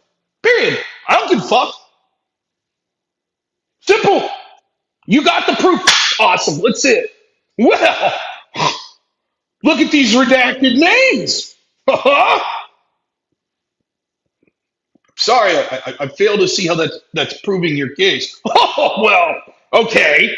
Look over here. Huh? I don't see it. Well, every time that I ask to see it, every fucking time. Every time I have left completely unfiltered. Anyone who wanted to come on and talk about it, go ahead. Let's see the best case. And every time someone's like, you won't bring me up, sure I will. Here. Well, and it's the same fucking thing every time.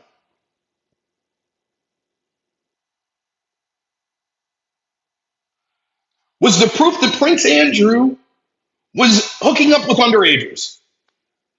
He was not charged with that. There are accusations. Do I believe Prince Andrew went to the island? Yes. Do I believe he probably had sex while he was at the island? Yes. Do I believe that a lot of that was prostitution? Yes. Do I believe that it was with children? I don't know. I haven't seen proof of that.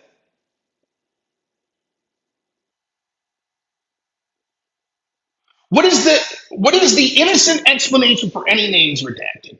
Okay, here's why. Let's say you go to a grand jury, right? And you say, I think Rob Noor mugged and murdered this guy, right? So you go to a grand jury and they're like, okay, yeah, we're going to make a bunch of subpoenas. One of Rob's friends is his alibi. And so they bring in EOD. And EOD says, look, Rob couldn't have done it. You want to know how I know? Because I was hooking up with a prostitute and cheating on my wife and doing a bunch of blow. And Rob came and picked me up and drove me home when this murder supposedly occurred. And the cops go, okay, we can't charge Rob. Are they later going to release, oh, but look, EOD does blow. He cheated on his wife. Are they going to do that? Is that how grand juries work? People that haven't been accused of the crime in question, well, we're going to air their dirty laundry out anyways. Is that how it works? No, you would say the normal thing is, even if it's a crime, even if it's something shitty, we're like, we don't really release that. You might say, that's not what happened here. Okay. Well, when Thomas Massey specifically pointed to, here's the page, Thomas Massey and Ro Khanna was like, this page, they've had access to the files. They know what's in it, supposedly. So they were like, we're highlighting the most troubling page. These redactions right here. This is disgusting. And they read those names out loud. That was them who make this argument. They've seen it. And they were very troubled that these names were redacted. So we read the names. Only problem was, those names did nothing wrong. Those were people that were just included in the lineup. But Massey and Ro Khanna were mistaken. And so you want to know what the net result of that was? One of the dude's lives got fucking ruined. He was fired from his job. He had loved ones that were like, oh my God, you're a weird PDF that were on Epstein Island. He's like, I've never met Epstein. I've never been to the fucking island. Why is my life being ruined? Doesn't matter. Had to unredact, damn it. There's no innocent explanation. Only there was, wasn't there? Now, I don't know the specifics of a lot of this. Andrew was saying last night, and it went unchallenged by Owen. I'd have to look into this. But a lot of these redactions are actually from attorneys, judges, etc., that are saying this must be redacted. Would it be possible for Trump to, like, via executive order, declare and overrule those judges? Maybe, but I assure you, the same fucking people that scream Trump's a tyrant would start screaming, this is outrageous. He usurped the judicial process to unredact these names. The judges redacted for various reasons. Therefore, it's Trump's fault.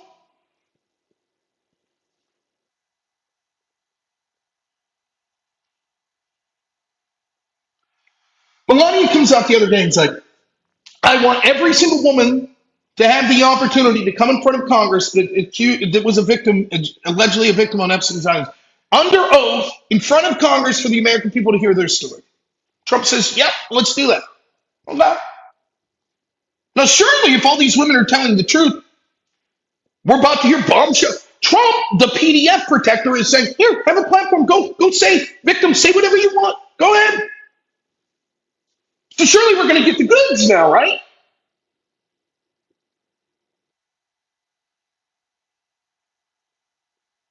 Why wouldn't they want to give their story? If you're like, why any with that? Surely this would solve that problem, right? Largely. My bet is a lot of those women are going to say, nah, I don't want to go under oath. Oh, that's odd.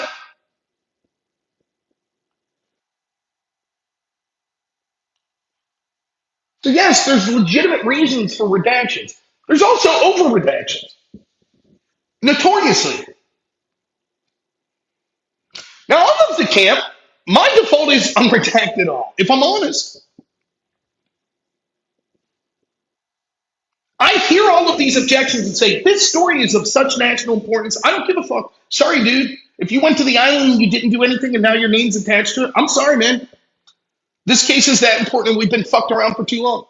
So I actually sympathize with the people. I want to see too.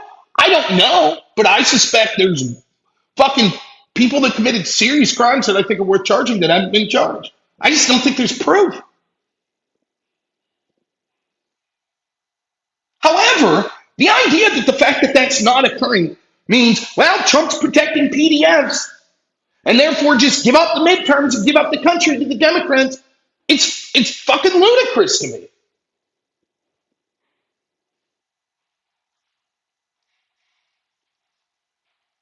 So that's basically on the Epstein shit, right? Now let's get to the Iran stuff. Oh, and I'll clarify. I will do my best to reach out to Jay Dyer and have him come on. And everybody wants Jay needs to come on and tell you all about the Jews. And Jay needs to come on and tell you all about the Epstein files. I will try my best. Now, I don't know Jay that well. I like Jay. And I know a lot of people that have worked with Jay. And so I'll see if I can get him on. And I will say, I'm absolutely willing to see the evidence. No problem.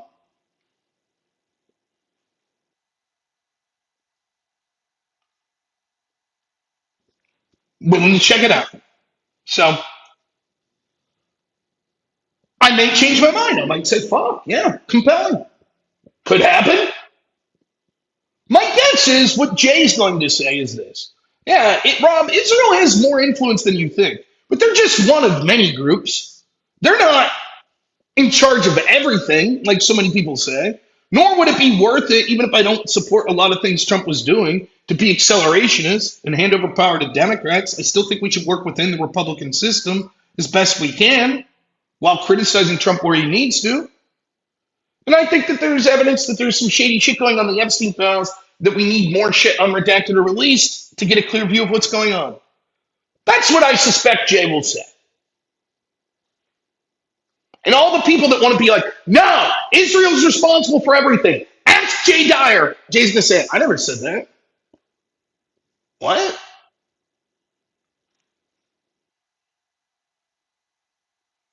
But people are certain they use him all the time. That's the argument. So, anyways, on to Iran. The big clip that's going viral, and it is a fuck up by Andrew, I have to be honest, is Andrew's point, right? Andrew has a strategy where he's like, look, if you're going to talk about Epstein and protecting PDFs, why are you so vehemently protecting Iran? Because that's a nation led by people that made it lawful to marry like 9-year-olds or some shit. It is instructed in their law that PDF's legal. And the leader married a 15-year-old, and this person married a 14-year-old. Right? So it's like, if your accusation to me is going to be, oh, well, you're protecting PDFs. Okay, my accusation to you will be like, so are you. We're trying to take them out, and you're like, no, don't. Owen makes a solid argument there. He's like, okay, but was it worth the death of these school children? These 200 girls that were killed. And Andrew makes a flippant remark of like a joke. Owen didn't even hear it, by the way. And Andrew's comment was, they got killed before they could be attacked, assaulted.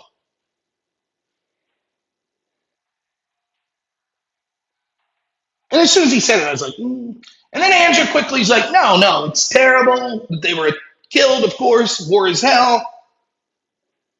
But that's it. That's all it takes for Andrew's haters. Clip that one line. See, Andrew says we should kill children before they're molested. That's the abortion argument. Yep, there it is. That's Andrew, Christian. And that'll be clipped in perpetuity. Because Andrew made a flippant, off-colored comment. There you go. I don't think any reasonable person that watched the debate thinks that's Andrew's position.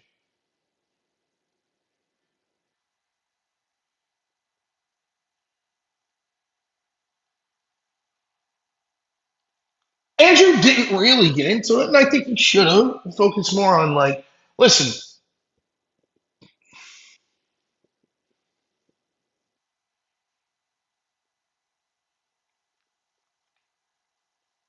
let's say let's say I want illegals deported, right?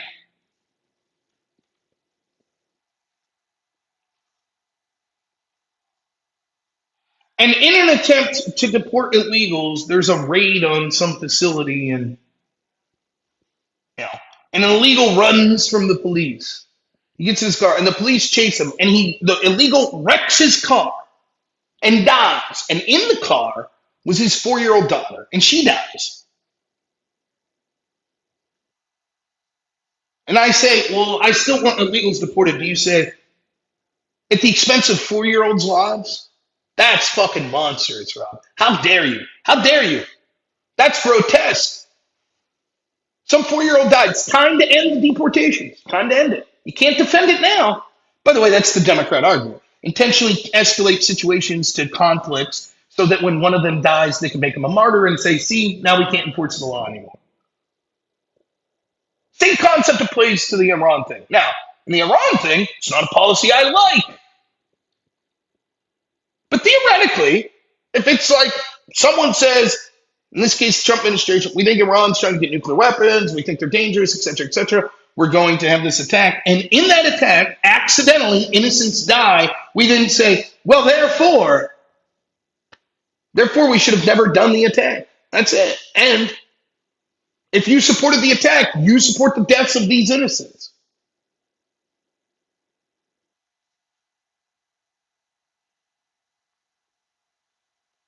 That's not analogous. Explain. Explain how it's not analogous. Go ahead. One says, I think we should use force to do this thing. The government should use force to do this thing. But that force may result in the deaths of innocents. If innocents die and I still support using that force, then I'm cheering on the deaths of innocents. Both situations. Explain how it's not analogous.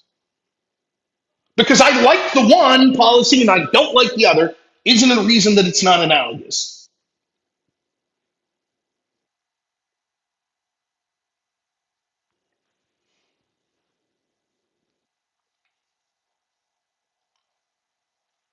Thunderstorming? What the hell's going on?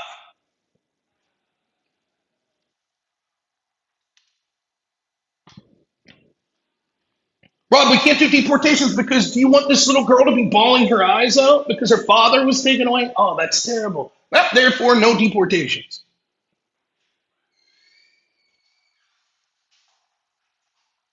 You know, what's up? Um,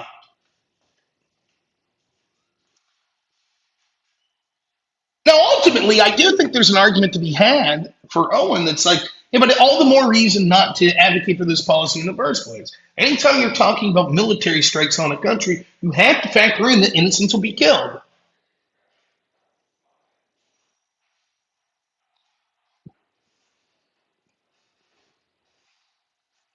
And that's fair. But the characterization of like the test that Andrew is making, which is like, if you're like, do everything possible to get these PDFs, right? So fuck it, due process be damned in the United States. If a court redacted shit, fuck that court, unredacted, throw everything out there, fuck it. And then we're like, oh, but we're killing PDFs over here. And you're like, yeah, but you can't do that because innocence could be affected.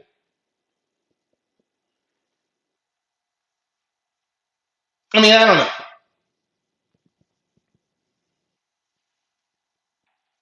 They didn't really get into much of the substance on Iran, though, right? I mean, whether or not Iran was close to getting nuclear weapons, it was just sort of like, and Andrew conceded, he's like, I don't particularly like the attack on Iran.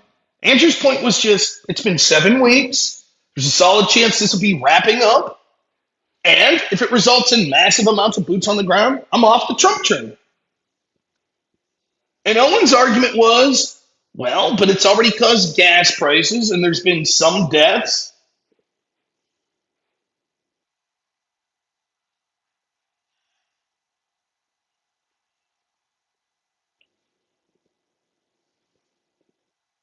And it could be worse. True, it could be.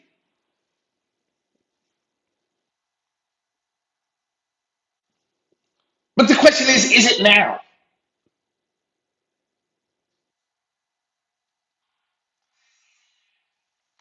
Okay, I could play. If you want to straw man my argument, I could straw man yours. So the straw man here is. Let's see. Let's see. Maybe it's fucking. Well, to the person who said, and I can't pull it up right now.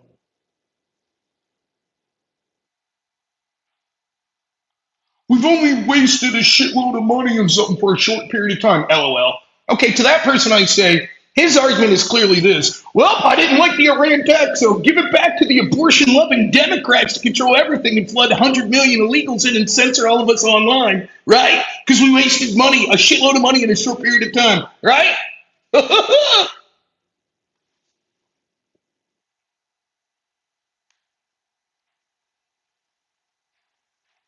Zero.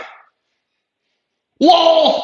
There you go, zero. The Democrats' biggest advocate. There he is. Next, he'll be telling you to trans your kids. Right? Right, Zero? Tell us. Tell us why it's so important to have schools be able to trans our kids without telling. Go ahead, Zero. Tell us why aborting babies up until 9 months is so important. LGBTQIA plus agenda, right? Zero, please tell us all about it. Go ahead, sir. That's clearly what we must do, right? You would say, well, no, that's ridiculous. Oh, same thing I'm saying here. Even if I dislike the war, even if Iran or Andrew dislikes the war, which he said, it is comparatively, is Trump doing a good job even with the negative things he's done? One of the things is this.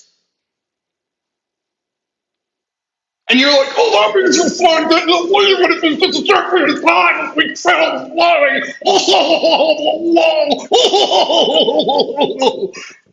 We get it, dude.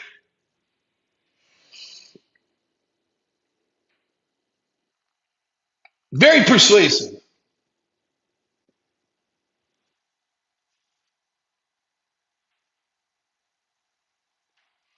No, my answer is for Trump to keep his promise. Did Trump say over and over and over, not just while he was in office, while he was running for office, but even before he ran, that he would do everything possible to stop Iran from getting a nuclear weapon? Did he say that? Did you honestly believe that Trump was a pacifist that would never launch airstrikes? Is that your honest belief?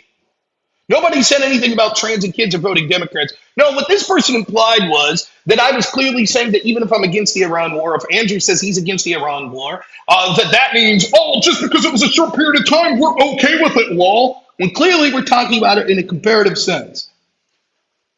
The problem is, you J-Spurgs, which is what you are, and that's where the vast majority of this comes from, merely make this claim, right? You're like, was this bad? Yes. Therefore, it is ultimately bad, and therefore we must reject.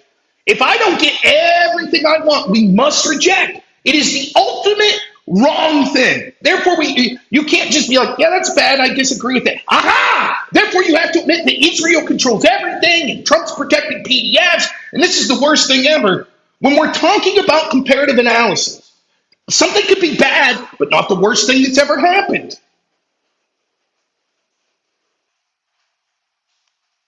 But no, if it's bad, then it's the worst, and you have to accept that it's the absolute worst. There you go. You don't have to. Don't vote for him. I get it. It was terrible for Trump to say that, by the way, and he's fucked people over. And if the decision you make is, I'm not going to vote for him and not vote for Republicans so that I'll get the Democrats that censor me online, that will attack my religious faith, that will attack my children, that will bring in hundreds of millions, that's fine. You absolutely can make that decision because you vindictively are mad that Trump said something mean about you. I get it. That's fine. And by the way, that's on Trump. He shouldn't have said that. I said it was probably the worst fucking unforced political error I have ever seen. In my opinion.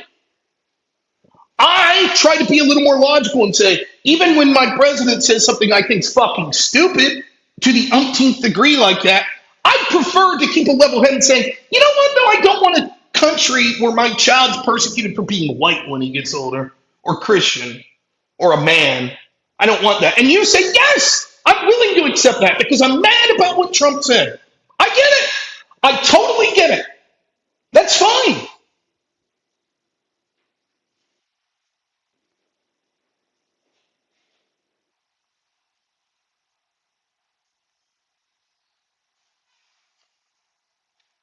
Oh, I got to sneeze.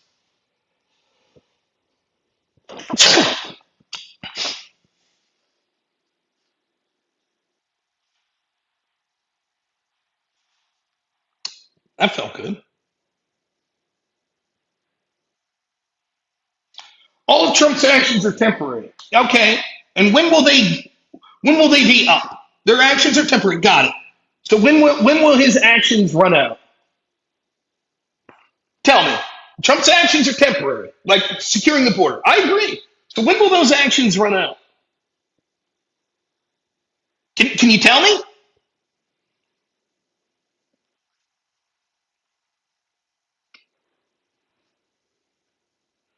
I know it takes a while to type. That's not your fault. 2028. Why? Why will they run out in 2028? What's going to happen in 2028 that these actions will run out? Explain. What is it about that date?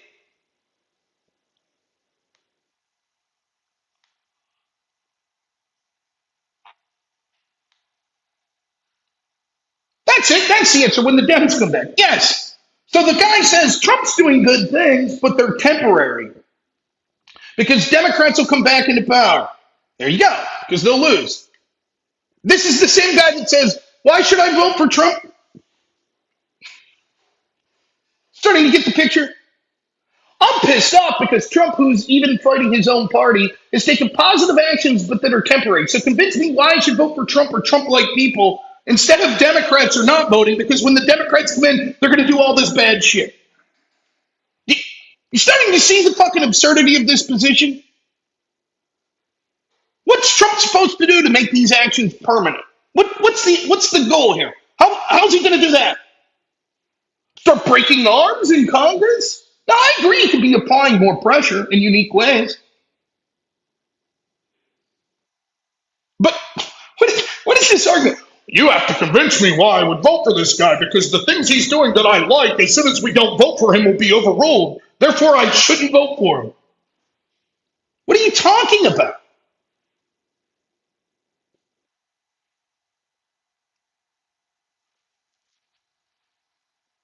He could stop being Israel. That'd be nice. That's the issue. Stop being Israel. Fine. Great.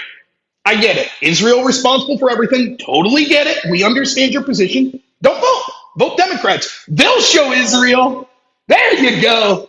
Now we get Israel with your kid trans. Ha ha!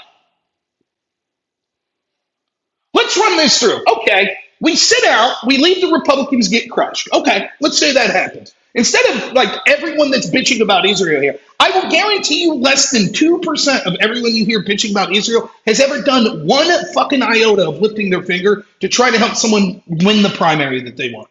Guaranteed. They'll just say, oh, it's all bullshit. Sit out, vote Democrat or sit out. Okay, so let's say we do that. Okay, now Democrats win in 2026. What's the theory? Okay, now Democrats are going to be so shitty from 2026 to 2028. Now we're going to get a real anti-Zionist conservative. Who's that going to be? Give me a name. I'm all ears. Tell me who's that person going to be? Give me the name. Throw out a random name. Who's it going to be? This guy's he's going to start a third party, or he's going to win the Republican nomination now that we gave the Democrats power. Who? I'm willing to accept the name. Andrew? Do you think Andrew would have a better chance being elected president if Democrats win and censor him and make D.C. a state and make Puerto Rico a state and pack the Supreme Court and make it so you don't have to have voter ID, enshrine it in law? You think Andrew has a better chance to be elected? No. What will happen is, see, elections are won In many cases, in a practical sense, you have to have infrastructure, you have to have ground game. And what's going to happen is the Republicans want Trump to lose because they know if Trump loses and Republicans get crushed, that the party will go more back to establishment Republican politics. So it'll get closer to the party of Mitt Romney, closer to the party of Paul Ryan. That's what's going to happen. There's not going to be President Nick Fuentes because we said fuck the Republicans and the Democrats took over. It ain't happening. The better chance you would have of getting someone closer to Nick Fuentes would be a gradual move away from the Republican Party establishment, which Trump is. But he's Israeli. He's still a move in the direction away from the establishment Republican Party, which is why they fucking hate him, which means that your chance the next time of moving the party even further away from that increases.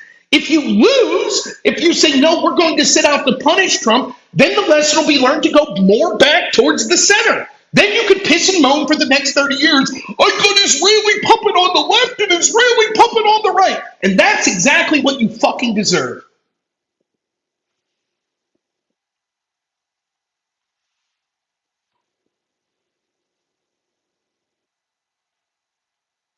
I don't know how it's not obvious. Who's it going to be? Give me the name.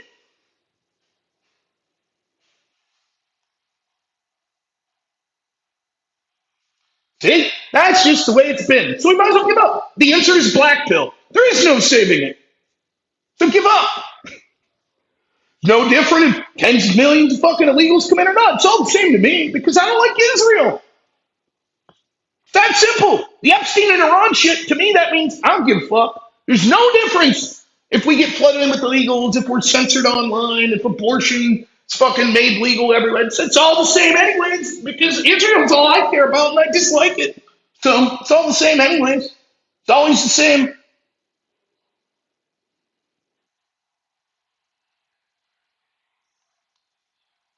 I don't understand this argument.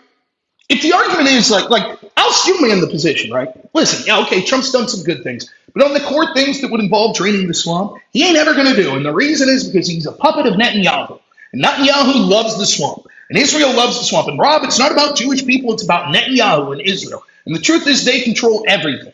They control all of our foreign policy, or rather, not everything. They control such a substantial amount in the key issues of our American policy that until we completely reject Netanyahu and Israel, they're always going to control the key issues. And so the best thing we can do is reject that by showing the Republican Party, because Trump is now a stooge of Netanyahu, we refuse to vote for Republicans, right? We think that's a failure. And yes, that will lead to Democrats, and it will be Democrats that are also stooges of Netanyahu. And they will do things like trans the kids, and they will bring in millions of illegals, and they will do things like censor people online. That's all true. They're going to lock up pro-life people. Yes, they're going to aggressively use their FBI to target conservatives. All of that's true, but it's all worth it because what will happen is the American people will be furious, and they'll elect President Nick Fuentes after that.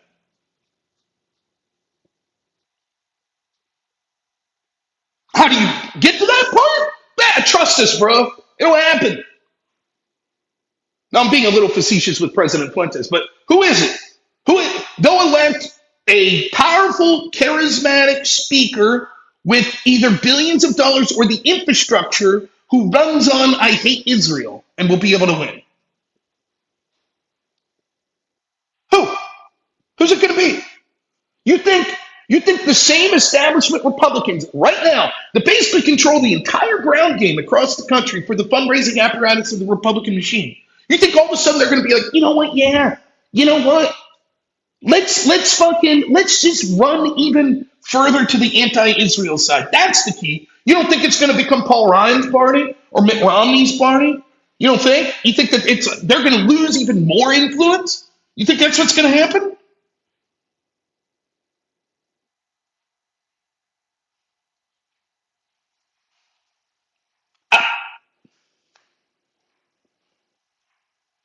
Even if I concede everything in that argument and just say the only thing that matters is the next Republican that wins, how do we make them as anti-Israel as possible? How is this plan more effective than let's have the Republicans win and keep fighting in the primaries to get further and further away from the establishment Republican Party? How is that not a more effective strategy?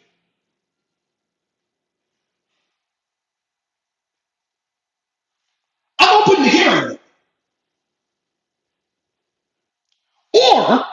Is this the argument? Accelerationism because politics doesn't matter anymore. So bring on the Civil War. And be honest, that's what a lot of you are. That's the truth. I see the black pill. Politics can't change anything anymore. So let's just make shit as bad as possible. Bring on Mad Max. I got my bunker ready to go. Yeah, I'm sorry, man. I have a son. I don't want blood on American streets as millions of people fight and die. Sorry, I'm going to try to keep avoiding that. By the way, even if that is the only possible outcome, okay, isn't that outcome inevitable anyways with the status quo? Why do I need accelerationism to achieve that? Just to bring it on 30 years sooner? No thanks. I'll enjoy my 30 years of not a bloodbath with my child.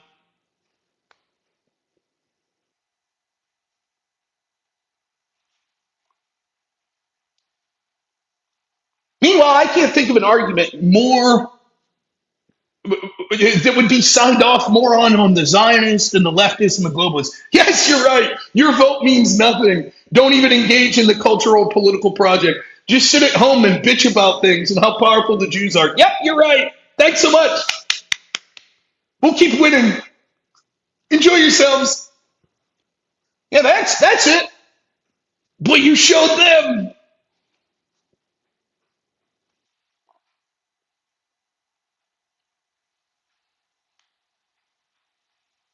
Aurora, look how influential some of these anti-Israel voices are becoming on the right. Okay. Do you think they would have been as prominent on the right had Trump not won? You think?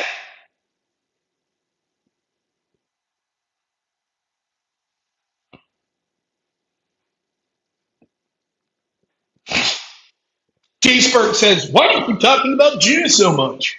Come on, Rob. It's ridiculous that you're talking about Jews when we're saying all the problems in the world are caused by Jews. Why do you bring that up so much? We're not talking about Jews. We're talking about Israel. We don't have a problem with Jews, even though some of the people, such as Tony, who you talked to the other day, said every person of Jewish ethnicity should be kicked out of the country. I don't know why you're talking about Jews. I don't know. Isn't it funny? Isn't it funny to watch the tools of these people employ the very same tools of every motherfucker that we push back against on the left over and over again? You know the old millennial woes meme? So much of arguing with the left is them pretending to not understand, thus making civil discourse impossible.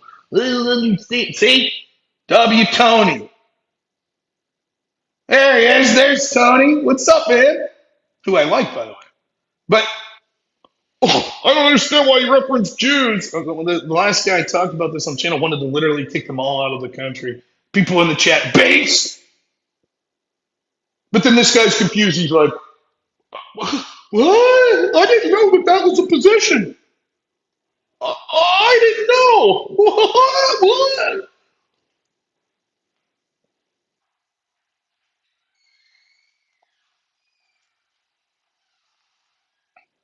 Anyways, we're running afoul of what we were talking about.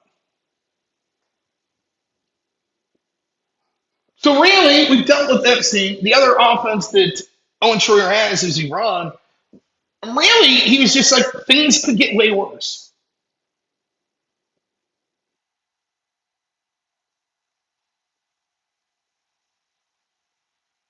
Okay, could. Not there yet.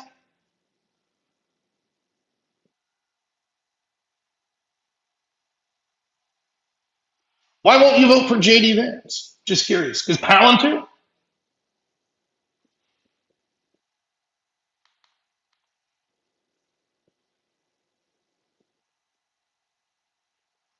I don't know.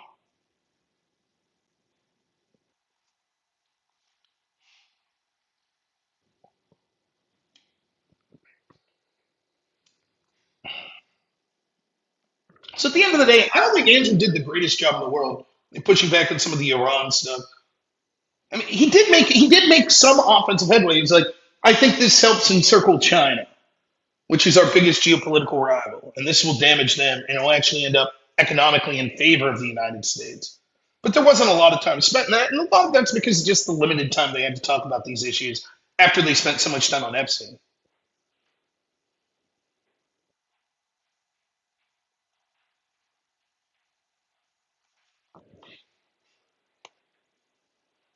I think JD Vance is.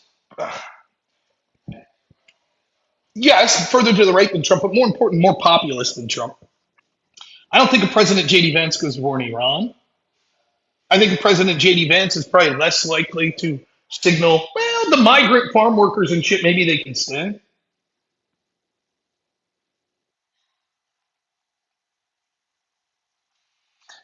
Andrew's only argument was Iran war because of the PDFs, but we didn't go to war because of the PDFs. No, Andrew, that portion, I agree that Andrew could have made more arguments on Iran. That wasn't his only argument. For example, he made the argument this harms energy with China, which is a good thing, which basically Owen doesn't deal with, right? But there wasn't a lot of time spent on it. What Andrew was doing is saying, look, if your big issue with Trump domestically is like, can't support Trump because he protects PDFs, and yet you're foaming at seemingly the implication being nothing's too bad for PDFs. Kill them all, do whatever, they're the worst. But over here in Iran, we actually have an administration of far more PDFs. And we're killing them, and you're like, no, no, no, no, protect them at all costs. Don't do that. Seems to be that there's tension in that argument. Now, that's a defensive argument that he's making to defend against the Epstein stuff. But it's not an offensive argument, or even for that matter, much of a defensive argument on the Iran attack. For example, if you say, well, that wasn't the reason of the Iran attack, I'd say so. For example, if Trump's like, I'm going to deport all of these illegals because I don't like tacos, so fuck them. I'd say, wow, that's a fucked up reason. But yeah, deport them. I love tacos, but still deport the motherfuckers. Sure, you're doing a good thing for a dumbass reason. Okay.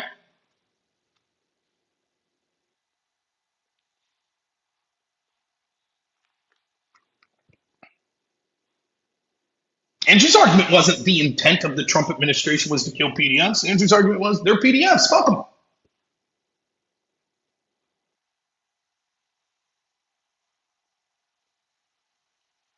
You can't go to well. Sure you can. You can go to war for every fucking reason you want. You can. Should we want that? It's a different question.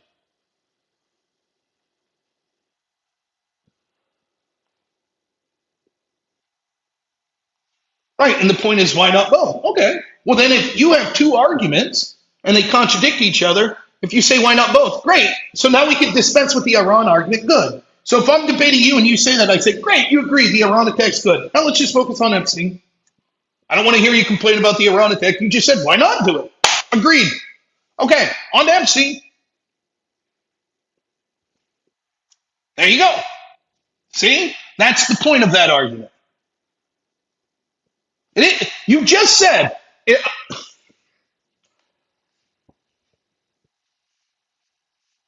you just said, why not kill the PDFs in Iran and the ones back home? Great. If that's the case, then we don't have to deal with the Iran argument anymore. You're like, actually, now that I think about it, yes, the fact that they are PDFs, good. I'm glad we took them out. Great. Then you're like, it's not contradictory. Maybe contradictory is not the right word. Your position for your mentality on the one issue suggests that you're wrong on the other issue because the mentality of accurate in the first issue would mean that what we're doing on the second issue is a positive thing.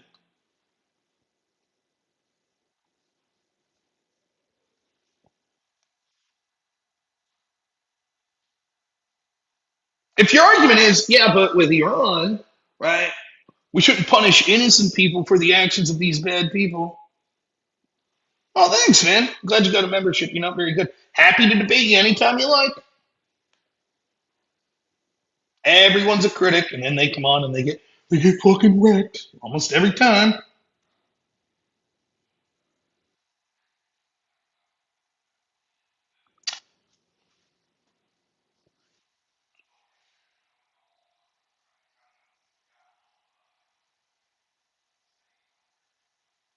It was the same with like the right of return thing, which well, the right of return. That's like 200 people. Fucked up, sure. The reason Andrew brings up the Catholic Church is like, but Owen, you're Catholic. If you're saying, because the implication is, how could we ever be allied with Israel? Look at this. Israel said anyone who's ethnically Jewish has the right to be a citizen in Israel. And so there's been, over the history of that, some 200 people that were accused of sex crimes that Israel allowed into their country. That's terrible. We can't be allies with them. And it's like, okay, well, the Catholic Church covered up for thousands of people. Do we say, well, now if you yourself were if you're saying we can't as a country be involved with Israel as an ally or anything like that because of the right of return, then surely you in your life, because you feel so passionately, you've left the Catholic Church. Surely, right? Of course not. That's different. It was some bad apples and fuck it. Right.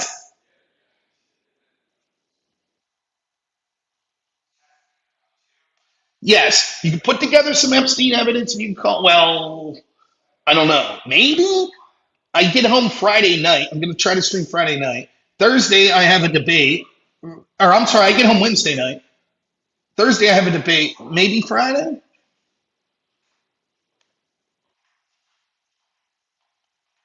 Rob didn't engage in whataboutism. What is the whataboutism that I've used there? Most people that use the term whataboutism are saying, please don't call me out for my hypocrisy. That's what, when most people say, that's whataboutism. It'd be like if this Zach guy, right, got a DUI and then he's like, we could never associate with any human being that has a DUI. And it's like, but Zach, you have a DUI. That's whataboutism. Whataboutism. Can't bring that up.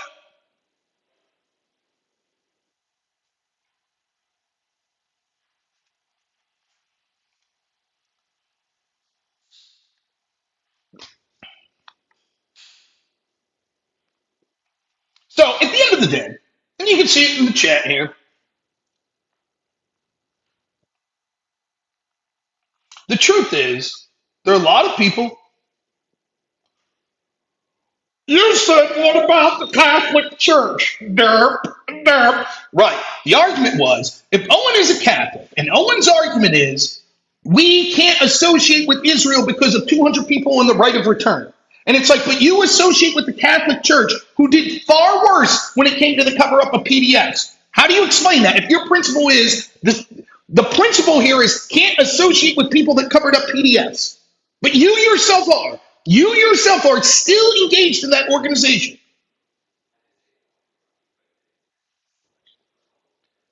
You call that a whataboutism. Saying the term what about, did I literally say the words what about? I'm going to go back. Here's what we're going to do, Zach. I'm going to go back and watch the feed. And if I didn't say the terms, what about the Catholic Church, you're banned. Because you're lying to say I said what about. How's that?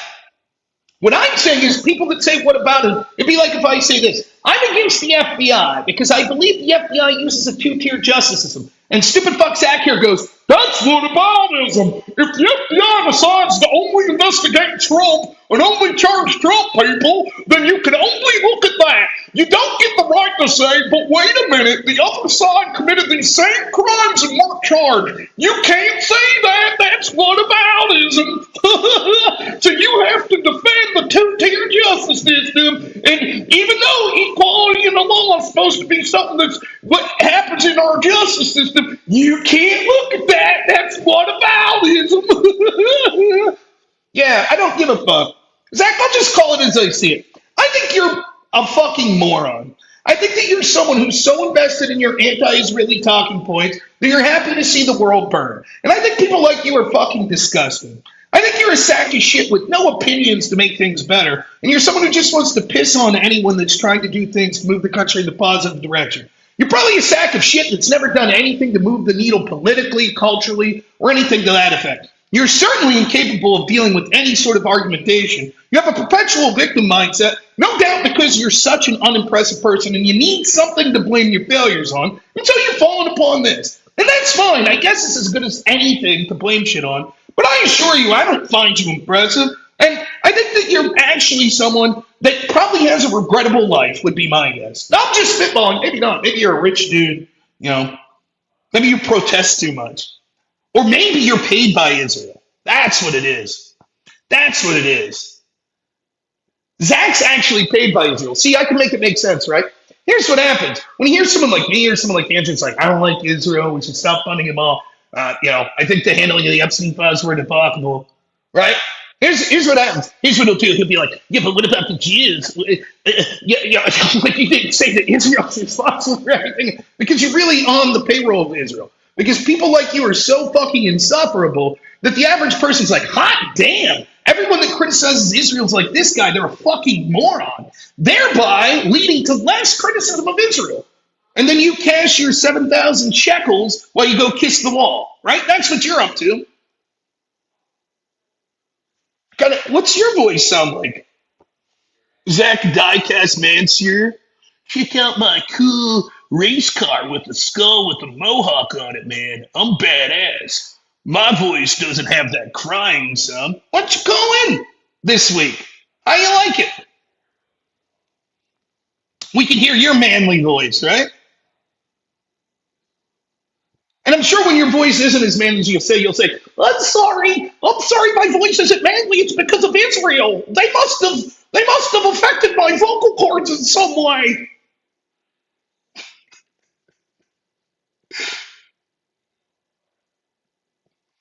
Oh yeah, maybe he's paid by the SPLC. Yeah, didn't think of that. I'm just Zach's probably a decent guy. It's just people that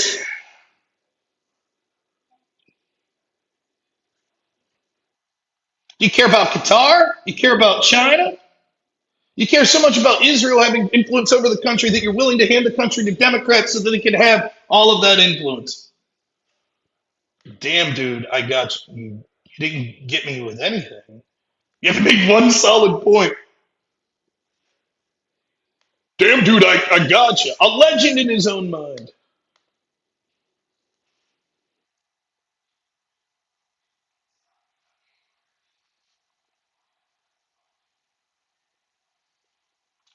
A common voice. I have the most piss annoying voice in the world.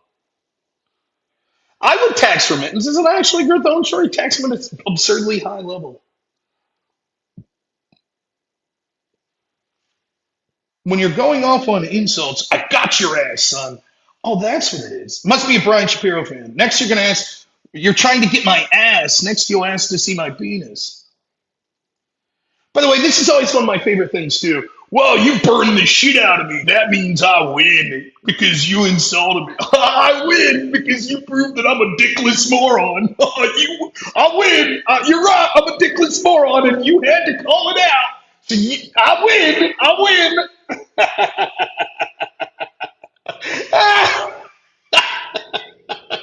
I love it. Man, Brian Shapiro must really be winning. A lot of people pick on him. I win. Everyone's picking on me. I win. Right? Watch, we'll give Brian another win right now. He harasses women in messages, has a weird infatuation with men's organs. He's a syndicated radio host, and it's all about respect. He's Brian Shapiro. All right. Let's wrap this up. We've been going 2 hours, 20 minutes. I got shit to do today. So, end of the day, and then we're going to read Super Chat. End of the day, here's what I see. I think the debate was close, and I think Owen Shroyer did very well. I think Andrew did well. The format, although totally understandable for an in-person debate, didn't lead to a lot of the clash on many of these issues I would have liked to have seen. So I feel there's more meat in the bones. For example, if Andrew and Owen decided to do a debate specifically on like Trump's domestic policies, I think Owen would have more to push back on. But because there was like a sort of a 40-minute format and they spent so much time talking about Epstein, we didn't get into a lot of the meat and potatoes. Ultimately, I think Andrew wins the debate because Owen's offense of Iran and Epstein files doesn't seem to outweigh whether or not there was successes on domestic issues, which Owen concedes. And it sounds like what Owen's argument actually is there have been limited success, not that there is not success. And so what he's saying is, like, for example, you can see it when he says deportations. Owen's like, I would have liked to have seen more. Me too. But that doesn't mean what we see isn't a success. So that's sort of how I see the debate, right? I also think that the point I was making is, and Owen sort of in the Q&A section where I was like, but if Trump, forget his policies or anything like that, the mere fact that Trump won has fractured the uniparty. Isn't that itself a success? Even if you think Trump's a fucking Zionist stooge, we have a better chance of being able to call out Zionist stooges because Trump won. Because if Trump had never won and we're continuing to do the Obama acolyte versus the Bush acolyte every election, which would have been the case, we ever going to get to that point where we're calling out this shit? I don't think so.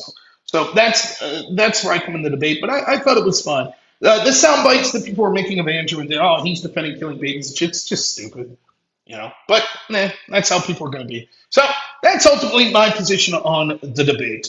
Some more super chats. I don't have a mouse, so I'm using this stupid fucking. It's cool to meet you too, John Mondragon. Thanks so much for being a member. 9 months.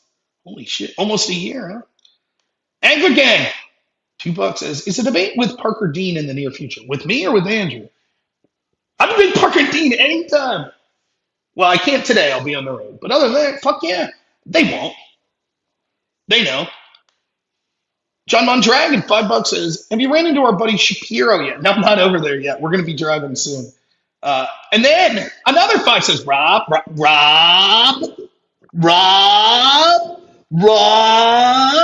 J.W. Thorpe, $20 says, regarding the midterms, historically, the winning party of the president loses the midterms. Totally agree. Yeah. I feel that they know this, so when they stake the position of Trump being the litmus test for the midterm, it's just a way to say that they were right. Yeah, and again, the question is, there's multiple ways to look at this, and I'm not saying anything's wrong. Look, none of us are obligated to fucking carry water for Trump or Republicans. And in fact, one of the big criticisms I have of the people that say that we never could criticize and we always have to. That's ridiculous. And my position is I'm trying to be honest. I really am. I'm clearly pissed about a lot of the shit Trump's done regarding Iran, regarding the Epstein shit. I don't like it, right? But if I'm pressed, I'm saying I'm still going to vote for Republicans, unless there's a specific Republican I find so objectionable, because I think that the alternative is still far worse. And when I really sit back and look at it, I have to be honest. Some of my expectations are unreasonable, which is on me. Like, I want Trump to disband the FBI day one. That was never going to happen. Owen Shroyer wants Mayorkas charged for treason and hung. It's not going to happen, right? We're starting to see some of these corruption cases break. We'll see what happens with them. I'm still not going to hold my breath that they're going to lead to serious convictions, but okay, we're starting to see some fruit on that. Border was secured almost immediately. That was better than my wildest expectations, you know? And a lot of the things we're seeing in the economy, it's not that it's great, but there are trends that are heading in the right direction, like the massive shrinking of the federal workforce. Almost all the jobs being created going to native-born Americans, right? Getting rid of fucking so many of these foreign workers, like 300,000 foreign CDL drivers, right? Shit like that.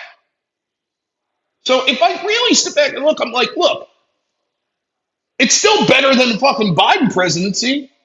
It's better than a Kamala presidency would have been. It's better than an Obama presidency. It's better than the W. Bush presidency. Jungle, $10 says, hey, Rob, I'm falling and I can't get up. At least my super chats are working though, right? That's true. Poor Jungle, he's somewhere crippled in the house. You know. Caleb, $2 says, hope you're having a good time. F the haters, Rob. I don't mind the haters, I know. Most of them. Sometimes they get annoying and I block them. By the way, if I block you and you're super pissed, it's probably more my fault than yours. It's because I can't help but continue to engage with the fucking stupid people. So it's like, I just block them because I'm tired of seeing it. But yeah, maybe that's shitty. Brother Gunther, $2, thank you. Tanner G, $2 says, we put together a case and I'll call in soon. Sounds good. Happy to do it. Marcellery, $10 says, honestly, I was thinking everyone who doesn't see this as a protector, because women, am I right? Thanks to you and AW, Andrew, I'm now seeing it from logic instead of emotion and change my view. Thank you. I really appreciate it. It's like, who's AW? Is that Avers? But I got it, Andrew. Tanner G, $5 says, again, I'm not Jaceberg. I'm not saying you are. I was like, Jay will tell you it's obvious there was a PDF ring. Bow fallacy. I disagree with you, but still like you. Oh, fair enough. There may have been. I'm willing to see the evidence. I am. Zwinch, $2 says, love the morning streams. Great to get through work. Thanks. I plan on doing more of them eventually. Sniper, 50 members. Unbelievable, man. It was great hanging out with Sniper. I think he might be here, actually. Thanks, Sniper. I think I saw them walk in. And then Matt Fleming, $5 says, not voting this election because Trump hurt my feelings is a Brian Shapiro level political take. You deserve anything you get if Democrats win. Yeah. That doesn't mean that we can't criticize Trump for making more people adapt that position. We should. But yeah, for me, it's like, I don't get it. 16-ounce ribeye, $5 says, is your position to keep voting and pushing slightly further to the right and get incremental change over time? I think that's the only option. Yes. That's with voting. With culture, I think we can move more rapidly, right? But yes, that's absolutely the case when it comes to voting.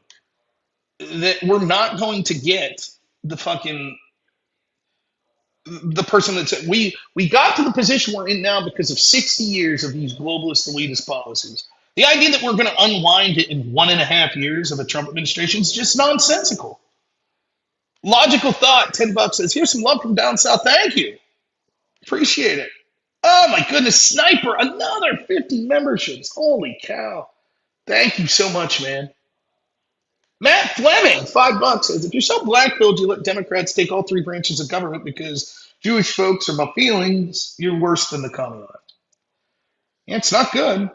But again, I think a lot of these people, if you press them, are like, we think that there's no political solution. So instead, what we should do is make things as bad as possible, as fast as possible. And therefore, that'll bring on what really needs to happen. Violence. That's what they want. And I'm going to keep pushing back against that violence thing. Darth Grumpy Dad, $10 says, sounds like a bunch of spoiled people from modern society who think everything should happen overnight. Like they bought it on Amazon. Even Andrew's plan is for 300 years. Being pragmatic is necessary. Yeah, it sucks. And look, I mentioned this to Andrew the other day. So, like, in politics here in Pennsylvania, I adapted more of the Owen Shroyer perspective. So I'd be in these political meetings. And I tell people straight to their face. Like, all these people that are in, like, the Pennsylvania GOP at the county level and shit, I was like, I'd get rid of all you fuckers. Everyone. Me too. Just to be safe. As a whole, the organization has been a failure, in my opinion. So fuck it. Completely fresh blood. Get them all out. If we can't prune and take out the bad people and get good people in, and it has to be a clean slate, let's do the clean slate. You know? And I had this guy, he's done my show before. He's a county commissioner. And he talked to me one day and he was like, I get it, Rob. He's like, I've been doing this for 40 years. He's like, let me explain a little something about myself. He sort of explained how much he's worked with the Republican Party and the things he's done. And he's like, I'll admit when there's failures, and I'll admit there's people that aren't good that are in these positions. He's like, but here's the thing, Rob. He's like, one, you need these people to win. You need some sort of ground game to some extent. And second, when you're just going scorched earth, you make it so it's going to be impossible. He's like, if you ran for governor and you adapt to this mentality, you're fucked. He's like, because you're literally scorching the people that you're going to need to build an infrastructure for you. And he's like, so you have to learn how you could be radical and advocate for radical change against the sort of status quo, while at the same time understanding you need to embrace some of the infrastructure that exists. You can't just be like, burn it all down right now, and then magically we'll push forward and within 6 months it's all solved. You got to have that mixture. The guy that's the fucking, been hitting the ground, putting up the yard signs, running the bingo events, the dinners and shit for the past 40 years, who's now 76 in the Republican Party. You need that guy just like you need people like me or people like Owen Shroyer that are like, fuck all this shit.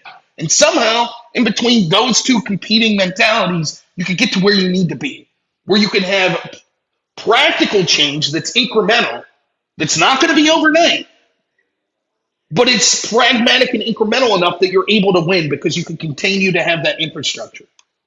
Snagglebeast, $10 says, one possible symmetry breaker for your analogy earlier.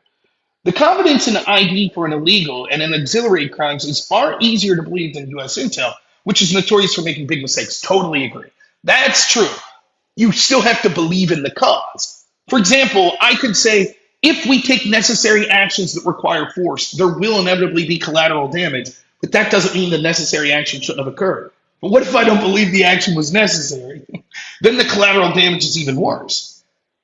So if I don't believe the U.S. intel, then yes, of course the collateral damage is terrible.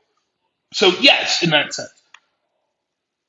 Sir Deadman, $5 says, hey man, did you lose weight? If you did, I'm happy for you, brother. No, I am. Thank you, man. I appreciate it. I have lost weight. I plan on losing more. Of course, everyone does, right? I guess unless you're anorexic, then maybe not. I don't know. Well, anyways, we had fun. We yelled at a bunch of people. What do you guys think? John McClure is the name of the Perry County Commissioner. He's been on the channel before, and we've yelled at each other, but we like each other a lot. He's a good dude. Uh, 22 frauds in Minnesota. They're making arrests at the Quality Learning Center right now. Remember, though, we'll see where that goes. Let's be honest. As with every, it's the old Bill Belichick mindset. No wins as great as you think it is, and no loss is as bad. That's true, right? So here we go. Pseudomaster saying, "Hear about the fraud right now in Minnesota?" No, I'm hearing it now. Again, Owen Shroyer said that shit's not going to happen. It takes time to build these cases. Would this shit have even been brought to light if Trump hadn't won? If it was Kamala, you think we'd be getting indictments against the Southern Poverty Law Center? I don't. So again, I think it speaks to the success of Trump. Is it perfect? No. Is he fighting a huge uphill battle? Yes. Does that mean that we still shouldn't criticize him? Of course not. You should still criticize. But the idea of burning it all down because the Iran war or the Epstein files, to me, is fucking crazy. While saying I'm still open to hearing negative shit about that, I think that Trump's handling of the Epstein files, at least initially, was fucking as bad as it could get. Doesn't mean I think he's a PDF or a PDF protector. I think that the Iran attack is still a fucking mistake. Now, it might not be a big mistake. Maybe we'll be winding down in the next week. Maybe. Or maybe we'll be there for 10 years. I don't know yet. I don't fucking like it, though. But it's not enough for me to be like, that's it. I'm going to throw any of the positives that come from Trump out the window. That's my experience. All right, I got to wrap up, so I think I got to do one thing. Avarice! He's like Beetlejuice. You say his name 3 times. Now listen, you got to put. Oh wait, we should. How are we going to do this? We'll mute.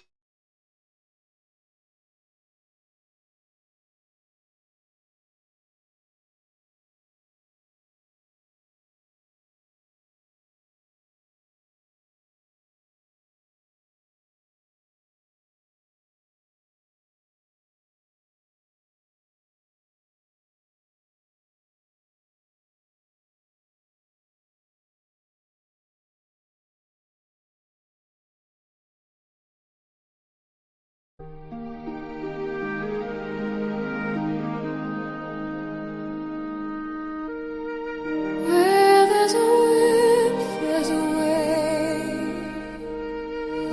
Where there's a will, there's a way. We don't wanna go to war today, but the Lord of the lash says, nay, nay, nay. We're gonna march all day, all day, all day. Where there's a will, there's a way.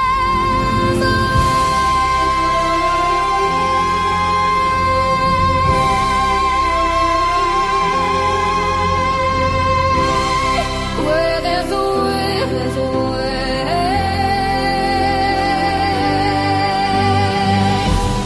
Where there's a will, there's a way.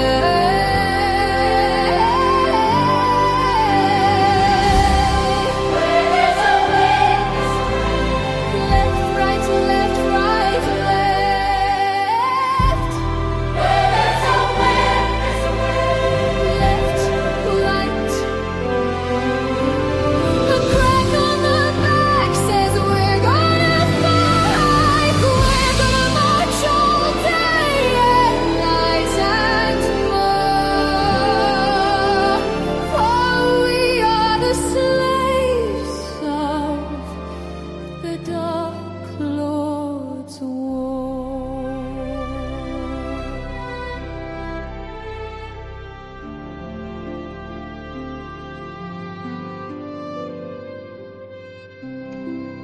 All right, there's the hoodie. Yeah, it's a Crucible shop. It's good to be here, Jack. Nightmare. All right. So, what y'all think? A couple more super chats came in. Let's read those real quick, and then I gotta. How long, Nate? What's up, my man? Again, $5 says, look at booking events in Utah or Vegas, September or February. You're awesome.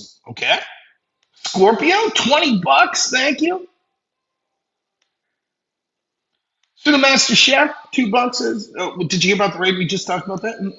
Uh, Lay, Lay Babam says, "Go Hammers." Don't cheer him on. Oh, Nate. Thanks, $5. Says, "Much love, Rob. Good thing you really like us, huh?" Brian Spear, Brian Shapio. Can't be worse than this. Not one step back. At least Avarice isn't trying to see my penis, to my knowledge. I hope. So, what do you guys think? Oh, look, we'll wrap up with this. I know I'm not going to change a bunch of people's minds, and neither's Andrew. The truth of the matter is, so much of this is baked in. If you think that Israel is the biggest problem in the world, you're going to hate Trump. That's it. You're going to hate every single president that does aggressively come out against Israel. That's just the way it is. And there are people that will never be convinced that that's not the case. It doesn't matter.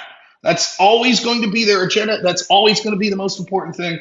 And it won't matter if you could be like, but I was locked up in January 6th and now I'm not. Or my channel was banned and now it's not. My job's taken off. My kid's school's no longer done. None of that will matter because it's like, yeah, but Israel. But Israel. But Israel. No success will ever outweigh but Israel. And those people, they have every right to believe that. I don't agree with it, but they have every right to believe it. And I'm not going to say they're fucking horrible people for believing. I think they're making a catastrophic mistake. I think they are the most, at this point, more effective tools of the left than even the lefty podcaster or the lefty bros. They are literally the best ally at this point of the Democratic Party, in my opinion. But they have every right to do so, right? Those people are going to walk away from that debate thinking Andrew lost the debate. I think the people that agree with Andrew, if you're a Zionist or something, you're clearly going to think Andrew won. And the people that agree with Andrew are going to think he won. But I think if you take an outside perspective and look at the prompt of the debate and look at how it was debated, and Owen Shroyer's concession after concession after concession, yes, Trump has success here. Yes, Trump has success here. Yes, Trump has success here. I just don't like Epstein in Iran. I think that it's clear that Andrew wins the debate because the prompt of has Trump been successful seems to me to be a clear yes. To me, Owen is making the argument Trump has only been a little successful, and I wanted him to be much more, which is true. I agree with that sentiment. So, in my opinion, I think Andrew won the debate and did very well. I think it was a close debate. Both sides made mistakes, which is always to be expected, but both sides debated very competently. And the nature of the fact that there's basically 90% agreement between Owen and Andrew and what their political positions are leads to it being a close debate. I really do. Personally, one other thing I want to say, and let me criticize Andrew a little more. Those people that say, Andrew he kept fucking up with the idea of real wage growth. Real wage growth being up, he says it in his opening statement, real wage growth's up 1.3%, right? And then Owen keeps talking about inflation. The answer to that, Owen's like, yeah, I guess wage growth's up. Real wage growth is wage growth minus inflation. So when Andrew's making these arguments on the economy very effectively, where he's like, yes, but if we kick these illegals out, that will lead to more of a demand for workers, American workers, which causes their wages to increase, which means probably at the end of the day, your products increase in price somewhat. That's inflation. But if wages are outpacing inflation, okay, who cares? Yeah, when they say percentage change, they never say the time. Right. So I think that in that aspect, Andrew could have used that to his advantage more. But like, you're right. But you want things that you also acknowledge because of inflation. The truth is, Trump's been able to do that and still have it be a net positive because even when you factor in inflation, people are having more money. With Biden, it was the opposite. With Biden, when you factor, they touted wage growth, but the problem was inflation was outpacing wage growth. So your real wages were negative under the Biden administration. So of the 4 years of Biden, when you take in the raise that you on average got, minus the inflation that on average people had to deal with, it resulted in less purchasing power. Under Trump, thus far, when you factor in the wages on average that people have gained versus the inflation on average people are paying, on average, people are 1.3% more wealthy. That's holistically of his policy. Now, may that change after a few months of the Iran war? Could change. Absolutely could. But that's where we sit as we speak. So, Do I ever think I'm yelling at a piece of metal and you're not here? Yeah, it's a weird feeling. It's weird. I talk to myself like this. I fucking yell at myself worse than I yell at the chat. So, well, now you're beyond me. The Cantalone effect. Someone will have to explain that to me. But yeah, no illegals or women in the workforce is real wage. Yeah, I mean, the amount of hundreds of thousands of federal employees that we fired that weren't really contributing to our economy. There's just government welfare assistance to people to come punch a clock. Gone. That lowers GDP. So what? Who gives a fuck? It's not productive labor. Uh, so, what do y'all think, though? Did you like the debate? I liked it. I wish I could talk to Owen more afterwards. I've been a big Owen Shroyer fan for a long time, so I didn't get to talk to him as much as I would have liked. But I thought Andrew did fine. I thought the internet's going to do what the internet does, and it's going to selectively clip two or three things. Some of those things that they're clipping, by the way, are things that Andrew should have been stronger on. Let's just be honest. But it's clear that if you look at Andrew's overarching argument, he don't like what's going on in Iran. He don't like what happened with the Epstein files. He just would like to see proof that the most heinous of accusations that would be necessary for the average person that's on the right or the average Trump supporter to say, okay, I no longer support Trump. He'd just like to see proof of those accusations. And he's not getting it, and neither am I. That's all. So, all right, I'm going to head out. I'll be doing the extravaganza today, I think, at 5:30. But we have to drive. I think it's about a 3-hour drive from us here to the venue tonight. So that we're going to get there, get some bite to eat or something. Then I'm going to do the extravaganza. And then apparently I'm doing a stream with Andrew tonight, probably on the Crucible after the Rachel debate. So says Mr. E. I'll bet when I talk to Andrew, he says, fuck all that. So we'll see if that happens or not. Sorry for yelling at people if I was yelling a little much, but it's who I am. What am I supposed to do? So, all right. We'll talk to y'all soon. Thank you so much to Avers. Thank you to Jungle for helping me out here with the tech. Jungle for letting me stay here. Avers for being an insane dancing fool. Thanks so much for that. Thanks to my editor, Black Elk, all of my moderators here today. Thanks to Andrew and Owen Shroyer for the good debate. Also, James from Moderating Debate for moderating, and the crew at Uncensored America for putting it on. Very good. Look, I'm a fan of them trying to put together these sorts of debates. So, yeah, I'm absolutely a fan of that. Thank you to people like Sniper, everyone else who donated. I really appreciate you all. Thank you so much to everyone who commented, even the people I was arguing with. I do appreciate it. Even that Zach guy that I was like insulting and saying didn't have a dick or something. It's all right, Zach. It's all good fun. I ended like it's a topic. It constantly boggles my mind. It's like I don't understand the accelerationist mindset. I really don't. But hey, fuck it, right? At least we all think. I think we all want the same solution. We just massively disagree on how to get there. So I'm gonna head out. We'll play this clip of Charlie Kirk again. So I just want you to remember, in the spirit of like the debate we saw last night, we're going to see tonight. Remember, Charlie been walking around debating people and what the left did to him. What you saw last night was a respectful debate between two right wingers that respect each other and just have disagreements on how to get to the country to the direction that we want. Converse that with the left. Now you have people like that guy from the Oxford Student Union that's debating Charlie Kirk and shaking his hand. And when Charlie gets assassinated, the first thing he implies is that Charlie had it coming.